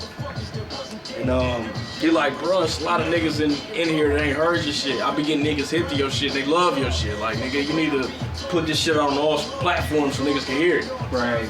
And at the time I dropped those projects, I just released them on like live mixtapes and that Piff and SoundCloud and shit like that. I wasn't putting them on all streaming platforms. But now that I got a digital distribution situation, I can put it out everywhere. Right. So I still plan on putting them records out. The Lost album be coming 4th of July. Labor Day weekend, Higher Learning 2 will be coming for sure. For sure. Higher Learning 2, the second semester. This time it's going to be completely produced by the Olympics. Executive produced and completely produced every track. Me and the Olympics are the Olympics themselves. Nobody else. Right. Not sure what features might land on it. I'm gonna try to get a couple features. Since I got the legends Kiss and Siegel on the first Higher Learning, I'm gonna try to get a couple more legends on the second Higher Learning. Right. I don't wanna go for no new niggas. No disrespect or I ain't trying to downplay nobody that's new that's doing their thing, or anybody from the city or nothing like that. I just want some legendary niggas on the second one, man. Right. And third one. You know what I'm saying? The third one to be dropping in the winter, Higher Learning 3, the graduation. That'll be the conclusion of the Higher Learning trilogy. I got a lot of work with the 808 Mafia. I got a lot of fucking work with the 808 Mafia. Hella shit. And Olympics, of course, man. I'm my dog. So that's why I'm trying to get the Higher Learning shit out the way first before we move into something different. So for the people that don't know, what's your social media plug? Drohio 330 on Twitter and Instagram. Drohio 187 on Facebook. Drohio 330 on Snapchat. Higher Learning out on all digital platforms. I'm talking Tidal, iTunes, Google Play, Download Amazon Music. Download that shit. It's on YouTube. Download it, purchase it, just listen to it. Just bump my shit, bro. I have limited hard copies available. I pressed up 330 copies originally, but them bitches flying like hotcakes, so I'm going to press up probably at least 100 more. Like I said, Higher Learning 2 coming in the summer. I'm in a movie called Credence. Shout out to my dog, DJ Deuce in Cleveland. He's the DJ at 107.9. He directed this movie, Credence. He put me in it. A small role, but you know, I'm getting my Denzel Washington on. You know what I'm saying? I feel that. Of course, the Puffin Politics Podcast Season 2 coming on the way. Season My nigga 2. Pyro, my nigga Deuce. Shout out to my nigga DC. Shout out to my nigga Jay, man. Shout out to my nigga Dude. Chris, shout out to Chris. Shout out to my nigga Chris, Michael man. Thompson. Shout out to my nigga C4. He done came through. Shout out to my nigga Boogie. He done came I'm through. like, man, that nigga's taking the worst end of that shit, dog. Hey, Season 2 is going to be bigger than Season 1. We about to create the page, the Instagram page, as well as the Facebook, Twitter, all of that shit. T-shirts, all of that shit, man. Season 2 coming, Puffin Politics Podcast. More music coming. Activated Entertainment in this bitch. The almighty Activated Entertainment. Shout out to Activated Entertainment. Absolutely. Shout out to the Olympics, man. My nigga Knox, my nigga J Big up to Fad. the Olympics. Shout out to 808 Mafia. Shout out to my nigga Smurf, man. Smurf. Put it down. Shout out to my nigga Agony, man. He's a dark child, man. And Rodney Jerkins and them. doing this shit, man. Shout out to my nigga Freeze for putting the artwork together. Shout out to my nigga Frank, man, over there at 7th Floor Clothing doing y'all shit, man. I fuck with y'all. Shout out. Shout out to my nigga Murray, man, 100 Proof Entertainment, man. And my niggas, man, my nigga Absolute. Shout out, man. You already know how we coming, man. You already know how it's laying. Shit. What else can I say, man? Activated Entertainment t-shirts coming. Higher Learning t-shirts coming. Because everybody been saying, where you get the t-shirt from, so I might as well start pressing these hoes up. Man. The fuck, man, there's just a lot more shit on deck, man.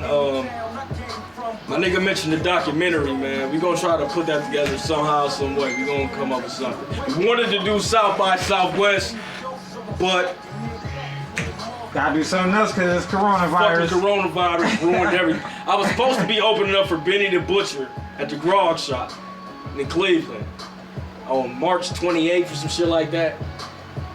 But they pushed that back. Grog Shop closed for 90 days. Wow. 90 fucking days. Hopefully if they get this shit quarantined enough, there's still some hope for that. My guy said, hey, we still gonna do the show whenever they decide to open back up. We locked in.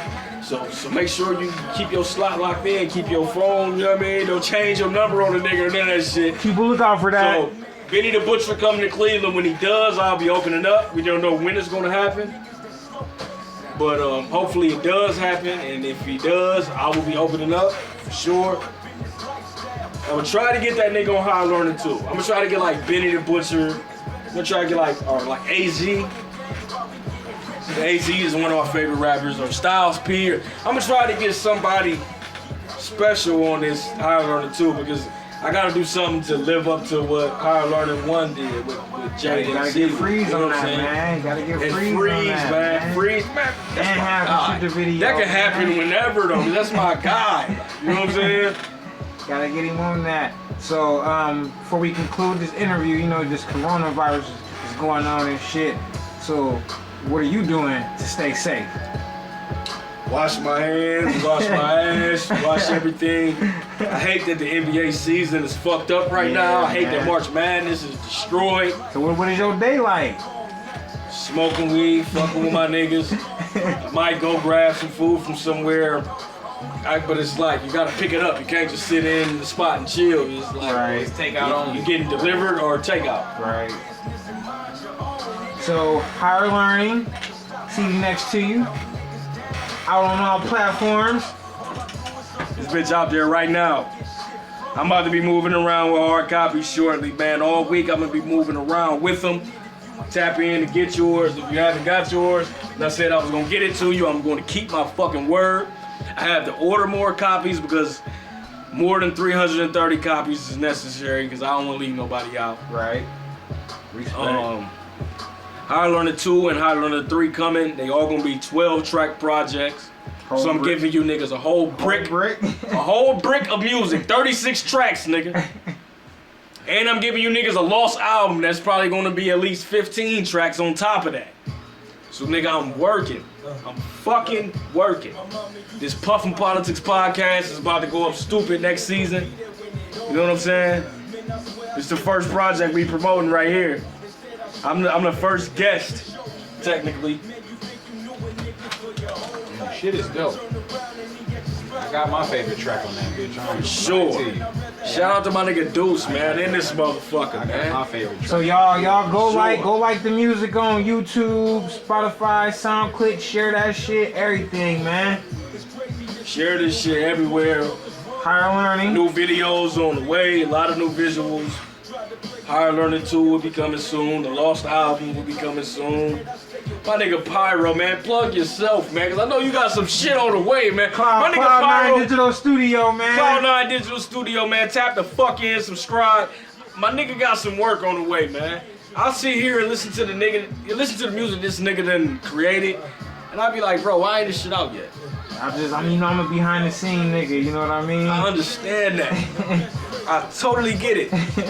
But you can be a behind the scene nigga and still get a bag from it. Yeah. Like your shit is good enough for a nigga to want to purchase and want to listen to and stream and shit. Like, you know what I'm saying? Especially with these whack ass niggas nowadays, man. Might have to fuck around and do something, man. That nigga's music is genuine, and he ain't one of them niggas that gotta do a bunch of extra ass shit to get noticed. For he just be himself for Exactly. even more genuine than any other guy. That's, you know what I mean. Exactly. I can vouch for that. And that's what I tried to I can keep. vouch for that.